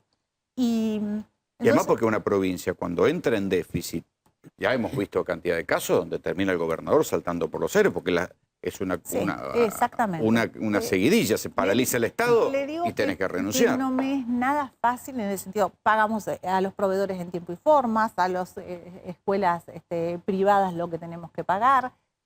No es fácil. Sí, pero además hay una cuestión del clima, porque si una escuela tiene un vidrio roto en Tierra del Fuego, los pibes se mueren de frío. Sí, ya es un problema. Acá puede tener un vidrio roto y bueno, los humos lo taparán con cartón. Allá no se jode con el frío. No se jode con el frío y la verdad que eso es poco comprendido también, porque todos piensan, bueno, que es fácil. Que es solo la postal del lago Fañano. Sí, y no es así. Hay gente que también, así como le cuento que tengo gente que vive bien y que vive muy bien, también hay sectores que están muy postergados. Es una provincia que tiene desigualdades y que yo he tratado de ir equilibrando, pero es muy difícil cuando ya vienen tantos años así, ¿no? Es como que Tierra del Fuego no aprovechó los buenos momentos de la Argentina. A mí me tocó todo el viento de frente y estoy aún con eso tratando de sobrellevar las cosas. ¿En qué peronismo estás? ¿En el federal, en el de Cristina? ¿En qué peronismo Yo soy estás? como una peronista un poco ortodoxa, le diría. Soy peronista. ¿Existe el peronismo ortodoxo Y todavía? yo no sé, para mí sí. A mí me gusta. Te van a decir que te quedaste en No, sí, en me el pueden 73. no, o antes capaz me pueden decir, ¿no? Pero a mí me gusta esa idea de un país que era como líder en la región, que tenía un modelo industrial importante, que se posicionaba. Hoy el liderazgo no lo tiene Argentina en nuestra región, lamentablemente. Me gustaba esa, y también ese peronismo que pensaba en el futuro, ¿no? Yo creo que hoy el déficit que quizás tenemos es que hablamos mucho del pasado y pensamos muy poco en el futuro. Perón era un líder que estaba permanentemente pensando... ¿Quién te gustaría candidato a presidente? Acá Ay, te qué quiero ver. pregunta tan difícil. Acá te quiero No, ver. muy difícil para este momento. Yo creo que van a pasar las elecciones de mis colegas. Mira cómo zafa, zafó de la pelota envenenada. De mis Se colegas, fue, la dejó pasar. Yo espero que mis colegas gobernadores que tienen elecciones ahora en mayo, bueno, ahí hay mucha gente muy interesante que puede tener también posibilidades y que hoy no está sonando. ¿Y cómo te parás frente al dilema de Cristina? Yo no excluyo a nadie. Yo creo que si ella quiere tener una posibilidad, presentarse, está en todo su derecho y que ojalá que todos seamos lo suficientemente inteligentes como para saber que el límite que tenemos es Macri y para que no nos pase lo que pasó en Brasil. Yo creo que lo de Brasil es para que la clase política argentina o nosotros, los peronistas, voy a hablar por mí, tengamos eso de decir, bueno, todos tenemos que estar juntos. A propósito de Brasil, Bolsonaro, que es tan liberal, ¿qué va a hacer con Manaus? No, hombre, va a continuar. O sea, que Manaus, ni siquiera los liberales de Bolsonaro van a terminar con Manaus. Ni siquiera los liberales de Bolsonaro, porque lo votó el Parlamento brasilero. Las dos cámaras prorrogaron por 50 años más. Ellos ya lo prorrogaron hasta el 2073. Por eso Argentina está retrasada respecto de Tierra del Fuego. Está retrasada, exactamente. Y otra cosa que le digo, otro país, cuando estaba Peña Nieto en México, también sacaron zonas especiales industriales. Antes de irse los últimos meses, votó el Parlamento de Peña Nieto y obviamente que López Obrador lo va a sostener. O sea, son modelos industriales que cuando uno quiere proteger una región, lo tiene que hacer. Y nosotros tenemos esa capacidad instalada y ese saber hacer de nuestros trabajadores que no lo podemos desperdiciar, sea en Tierra del Fuego o sea en una industria. O sea, a mí me molesta mucho cuando se la agarran hasta con roca por el acero, o sea, me molesta que se la agarren con los industriales y con los empresarios argentinos, porque serán lo que serán, pero son los nuestros, y son los que están acá y son los que dan trabajo. Gobernador, gracias por venir. No, gracias a ustedes. Ahora yo les voy a contar algo que está pasando en la ANMAC. La ANMAC es lo que era el viejo RENAR, el Registro Nacional de Armas. La ANMAC es el organismo que tiene que verificar que las armas estén en manos correctas. Lo que pasa es que en la ANMAC se ha montado un negocio. Este negocio tiene que ver con la tenencia y la aportación de armas. Fíjense que es contradictorio, porque por un lado la ministra de Seguridad, Patricia Bullrich, dice que bueno, que si la gente se quiere armar, que se arme. Y lo venía diciendo antes incluso que ganara Bolsonaro las elecciones. Esto también hay que reconocerlo. Bolsonaro acaba de permitir en Brasil que cada brasilero tenga hasta 4 armas en su poder, pueda tener 4 armas. En la Argentina, si bien la ministra dice que los argentinos si se quieren armar, que se armen, cuando uno tiene que ir a sacar la aportación o el permiso de la tenencia de armas, lo que descubre es que ante todo hay un negocio, tiene que pagar 4.500 mangos, 3.500 mangos para supuestos exámenes psicofísicos que tienen que ver más con un negocio de la empresa que tiene el monopolio de las licencias que con una preocupación real de quién es el que tiene las armas. Este negocio ha provocado que, claro, gente que no tiene, vive lejos y no tiene la plata suficiente, o que va y lo rebotan por cualquier pavada y le dicen vuelva dentro de 6 meses y vuelva a pagar los 4.500 pesos, directamente no renuevan su licencia de armas, la dan por perdida y entonces aumenta el parque de armas ilegales. O sea, terminan provocando justamente aquello que venían a solucionar. Venían a solucionar la cantidad de armas ilegales. Las armas ilegales están aumentando en la Argentina, producto de que hay un negocio detrás de las licencias.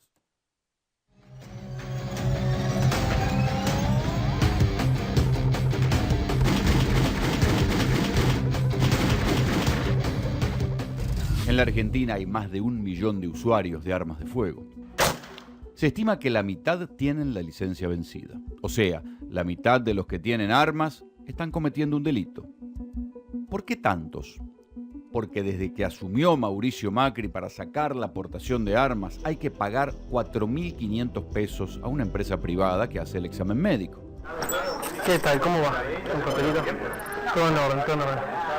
Era por una consulta en realidad, porque un amigo de mi hijo había hecho el trámite para tener portación de una Versa y pues yo también quería hacer ese mismo trámite, pero me dijo que un tema había cambiado, el psicofísico o el psicotécnico, no me acuerdo cómo se llama. Serían los psicofísicos, son los exámenes físicos y psíquicos. O sea, ¿vos sos particular o sos personal de alguna fuerza? No, particular. No le están dando la aportación, o sea, están dando algo restrictiva, digamos, por decirlo. Solamente la están otorgando para los que son personal de la fuerza o agencias de seguro y otras portadoras de cabales por una cuestión de laburo. Pero a los civiles no lo están otorgando. ¿Es por el momento o...? Es una decisión política que viene más o menos de 2008, por ahí, y se fue manteniendo. No hay otra alternativa como se hacía antes, que era trámite rápido que se hacía ya de por sí. Ya si esto va a comisión de deportación, puede tardar un par de meses. ¿Se terciarizó o...? Tercerizó el servicio sí, en el psicofísico. Sexy sofá, la dos cosas. Así que sí, ahora tenés que ir a una empresa en particular y lo haces todo electrónicamente, pero sale 4.500. ¿Cómo se llama la empresa? Bien, a ver. Diens Consulting. Diens Consulting se llama la empresa que se quedó con un negocio monopólico de 3.500 millones de pesos y que ha provocado justamente lo contrario de lo que venía a resolver: bajar la cantidad de armas ilegales. Me habían comentado que los exámenes psicofísicos habían cambiado, que antes era tipo un cambiaron para la CBU. Lo que pasa es que igual, aunque hayan cambiado, igual el tema de que vos puedas presentar el trámite, eso no varió, vos podés presentar el trámite, pero no le están sacando, están rechazando las aportaciones. Bueno, ¿me podrías contar un poquito? Porque me vine de lejos pensando que... me tengo que aclarar esta duda nada más para saber si sigo adelante o no, porque me dijeron como que hay que pagar ahora no sé cuánta plata y si me dicen que sí, digo, ya está, porque esa plata no la tengo. 4.500 es lo que vale el psicofísico de la aportación. De la CLU sale 3.500, eso bueno, ese te la da. La aportación vos pagas 4.500 para los exámenes psicofísicos para aportación. Pensé que eran 4.000. 4.500 y después lo que pagás acá es el dictamen para ver si te da la aportación, que sale de nada, 300 pesos. Ese dictamen después va al área de la comisión de aportaciones en el 5º piso y ellos dictaminan en base a tu trámite si te corresponde o no que te dé la aportación. Después si se hace salir favorable la aportación, pues ahí te piden el resto de la guita para que te den la credencial, que son como 4 lucas más, una cosa así. 4 lucas más. Claro. Vos pagás solamente el dictamen en principio, porque no vas a dar toda la aportación si no sabes que te la van a dar. Sí, no, claro. Pero el tema es que los 4.500 que vale el psicofísico lo tiene que dejar sí o sí. Adrián Bastianes es presidente de Voz Ciudadana. Bastianes denunció penalmente a la primera directora de la ANMAC, Natalia Gambaro, por la polémica licitación que ganó Diens Consulting. En el año 2017 se inicia la licitación para optar por otro sistema de psicofísicos. La doctora Natalia Gambaro, que era la titular en ese momento de la ANMAC, antes RENAR, ex RENAR, utilizó los artilugios de que los médicos podían llegar a realizar psicofísicos apócrifos, ¿sí? Y con ese artilugio logró llamar a una licitación en la cual se presentaron 3 empresas. Una directamente, o sea, ni sabemos cuál es porque la sacaron desde un principio, y quedaron Diens Consulting y Healthy Sociedad Anónima. De estas 2 empresas, Healthy Sociedad Anónima no reunía los requisitos que se necesitaban y prácticamente quedó como una Casi contratación, único oferente. como una contratación directa a la empresa Diens Consulting. Pero bueno, los requisitos de esta licitación eran que las empresas que se iban a presentar tenían que tener una facturación mensual anterior a la licitación de 100 millones de pesos y por lo menos un patrimonio de 20 millones de pesos. Y yo creo que el requisito fundamental eran que no tuvieran problemas con el fisco. ¿Qué pasó? Bueno, gana la licitación la empresa Diens Consulting y empezamos a averiguar, ¿no? Porque nos resultó raro el tema de que veníamos de hacerlo en los hospitales, en distintos lugares, en una obra social o en una prepaga, a un monopolio de 3.600 millones de pesos cada 5 años. ¿Sí? Eso lo tenemos que dividir por año, o sea, es una cifra importante. Entonces empezamos a investigar un poco a la empresa. Es un negocio millonario cautivo. Sí, sí, totalmente monopólico. O sea, uno no tiene la opción de ir a hacerlo a otro lado, ¿sí? Empezamos a investigar un poco y vimos que la empresa esta no cumplía con los requisitos de la licitación. Pasó el tiempo y la empresa no pudo otorgar el servicio que tenían que dar en todo el país, primero en Capital Federal, provincia de Buenos Aires, bueno, y después en las otras provincias. Y ahí fue cuando se realizó la denuncia contra la doctora Natalia Gambaro y contra la empresa Diens Consulting en principio. Por esas curiosidades de la Argentina, Diens Consulting es también la empresa que monopoliza los exámenes médicos del gremio de los camioneros, un archienemigo de este gobierno. La empresa Diens Consulting debía otorgar el servicio, no podía hacerlo porque no tenía los centros necesarios en todo el país. ¿Qué hace? Contrata, o sea, subcontrata, cosa que tampoco estaba permitido dentro de la licitación, al gremio de camioneros, o sea, a Hugo Moyano. Y también lo que se descubrió es que subcontrata clínicas de la segunda empresa que no estaba apta para dar estos psicofísicos, que es Healthy Sociedad Anónima. O sea, contratan clínicas de una empresa que no estaba apta.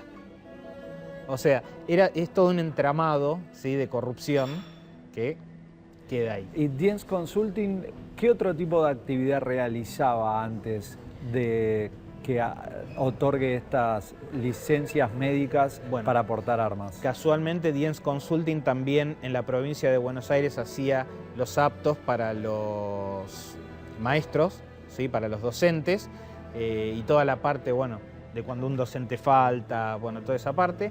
Y casualmente también en la ciudad de Buenos Aires le hacía los psicofísicos a la policía metropolitana, ¿sí?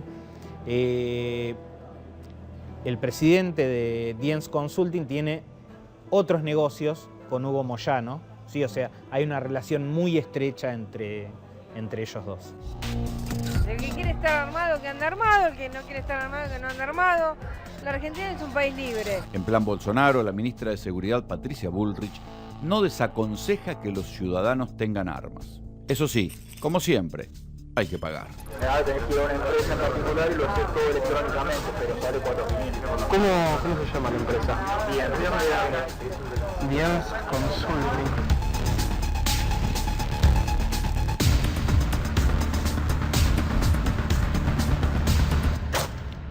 A ver, hay diferentes niveles de asombro en esta historia. El primer nivel de asombro lo tienen los tipos que van a renovar una licencia o una aportación de armas. Y antes, por ejemplo, un oficial de policía, digamos, ahora tiene que ir a renovar su licencia de aportación de armas si es un retirado. Antes lo podía hacer en un hospital público sin costo. Ahora tiene que pagar 4.500 mangos. Y si no les cae bien o si consideran que no está bien por una pavada, le dicen, no, venga en 6 meses y en 6 meses tiene que volver a pagar. Esto está generando que haya cantidad de gente que directamente dan el arma por perdida, la conservan en su casa, sobre todo usuarios que no la sacan, ¿sí?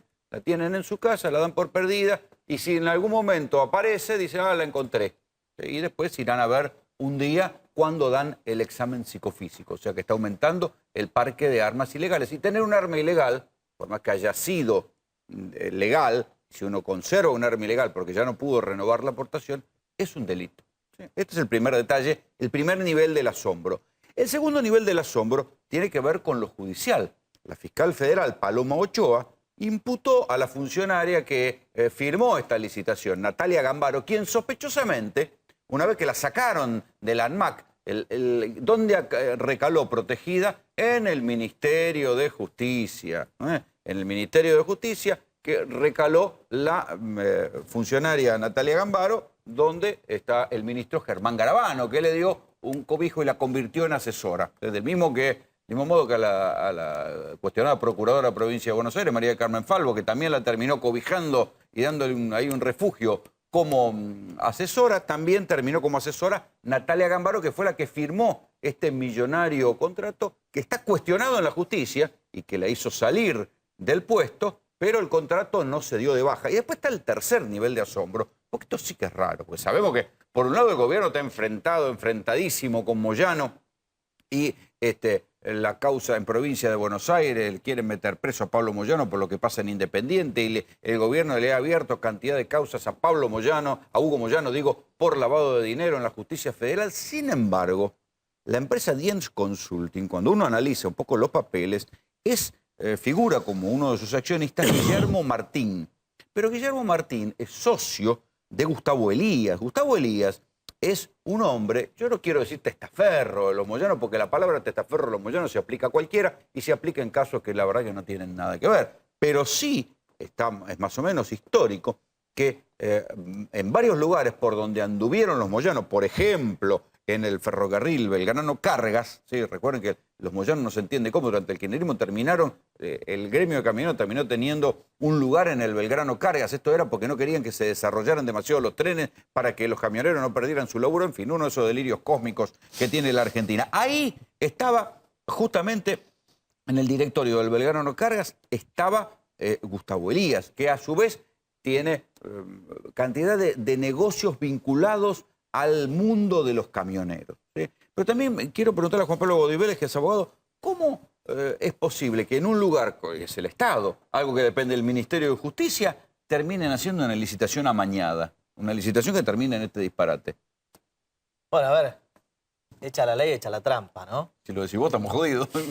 Bueno, es una frase que acuñamos todos. Pero, ¿qué es lo que sucede? A ver, las licitaciones tienen determinados requisitos, ¿sí? O, digamos, lo que es la legislación para la contratación pública, que exige las licitaciones públicas superados determinados montos. Ahora, ¿qué sucede? Cuando vos armás un pliego licitatorio, ponés los requisitos.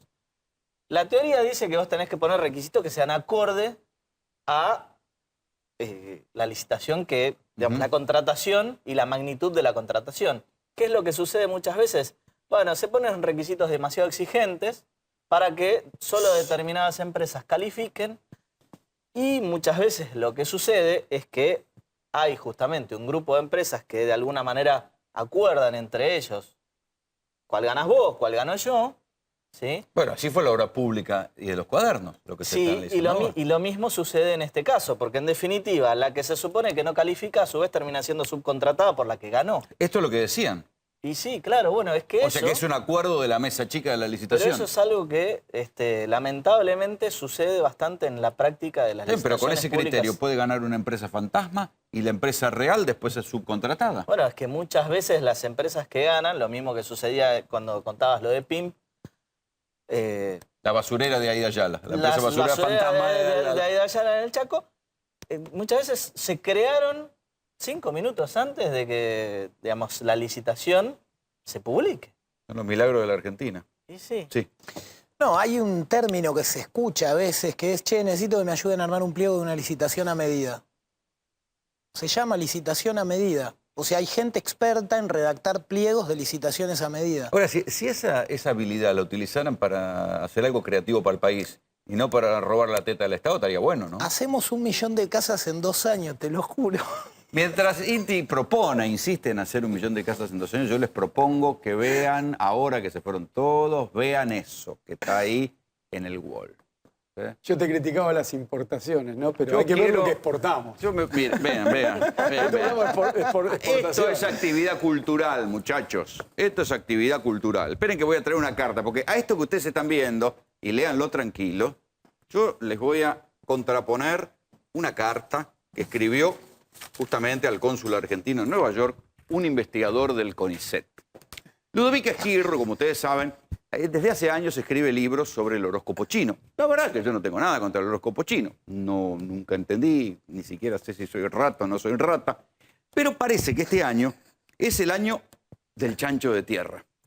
Yo no sé qué tendrá el chancho de tierra, qué elemento seductor tendrá para el Consulado General y Centro de Promoción de la República Argentina en Nueva York, que seguramente le pagaron un pasaje a Ludovica Esquirru para que vaya a Nueva York y diserte como si fuera una escritora, una pintora. De hecho, es una escritora que escribe libros, pero una escritora de cultura argentina. A ver, muchachos, el horóscopo chino, ¿qué carajo tiene que ver con la cultura nacional? No sé, se supone que el Consulado Argentino quiere exportar, quiere dar muestras de la cultura nacional en el exterior. Bueno, a mí, no sé ustedes qué pensarán, si el horóscopo chino será una muestra de cultura nacional, yo me habré quedado en el tiempo. Lo cierto es que el próximo jueves 24 de enero, mira, justo el día de mi cumpleaños, va a haber en el Consulado General de la Argentina un evento en castellano. Eso sí, por lo menos la señora Esquirru va a hablar en castellano sobre el horóscopo chino y el año del chancho de tierra. En estas cosas el Estado argentino está pagando. A ver, yo creo que el canciller Jorge Forí nos deberá dar una explicación de por qué por qué la Cancillería Argentina promueve el horóscopo chino en Nueva York. Para mí es un misterio. También es un misterio para un científico del CONICET, que se llama Rodolfo Sánchez, DNI 16077-931, quien le dirigió una carta al cónsul argentino en Nueva York preguntándole, dice, quisiera que le pregunte a la señorita Ludovica Esquirru para que este año, en el 2019, el chancho de tierra, a ver si le puede responder el horóscopo chino a las siguientes preguntas. Si recibiremos los fondos del CONICET para hacer reuniones científicas. Si recibiremos finalmente el dinero de los subsidios de investigación que hemos concursado y ganado en la Agencia Nacional de Promoción Científica. Si el microscopio electrónico que tenemos parado hace 2 años porque no podemos comprar el repuesto, tendremos fondos este año. Si nuestros salarios, aunque más no sea, acompañarán la inflación. Si el Ministerio de Economía enviará partidas a nuestra institución de ciencia y tecnología. Todas estas son las cosas que alguien, un científico del CONICET, quiere saber con cierta lógica de indignación que él transformó en sarcasmo y en ironía. Es decir, bueno, si hay plata para mandar a Ludovica Esquirru a Nueva York para el horóscopo chino, por favor pongan plata para los científicos, ¿no? Digo, ahora, explícame cómo llegamos a tener Ludovica Esquirru. Yo me quedo con la licitación a medida. Yo creo que por el pasaje solo viajó. Yo me hago esa pregunta. Y las preguntas que hace el científico, bueno. ¿Vos decís que le hará el horóscopo? Son muchas preguntas, muchas preguntas. ¿Le hará el horóscopo chino al canciller? Yo tengo la sensación de que espero que haya una relación entre la exportación de ganado porcino y... No. Vos decís que el chancho de tierra se el año del con caballo, tenemos los caballos de polo, el año del gallo, las patitas rebozadas congeladas. ¿Qué sé yo? La verdad que... El año de la serpiente podemos exportar. Hay tanta cultura argentina, ¿no? Para exportar. De hecho, aunque sea buena parte de lo que se vio aquí en el G20, de todos los artistas que anduvieron por el Calón, me parece que tienen más derecho de ir pagados a Estados Unidos que Ludovica Esquirru, que, insisto, es el horóscopo chino. Por ahí está. A menos que el horóscopo sea el horóscopo criollo y le digan chino por alguna...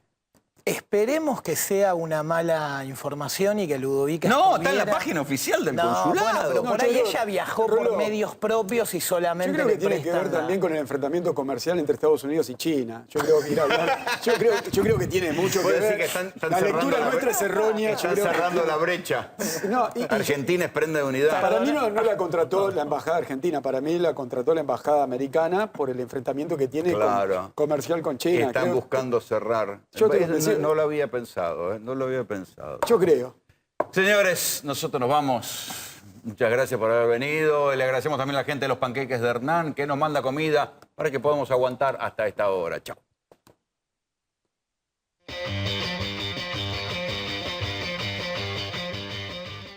En Tigre nos hicimos cargo de la seguridad antes que nadie. Y hoy nos superamos una vez más. Alerta Tigre Global es un núcleo inteligente de acción operativa que agiliza la velocidad de respuesta y mejora el nivel de solución frente a cualquier emergencia. El futuro está en todos. Tigre, municipio. Cuando el juego se vuelve una necesidad, deja de ser un juego.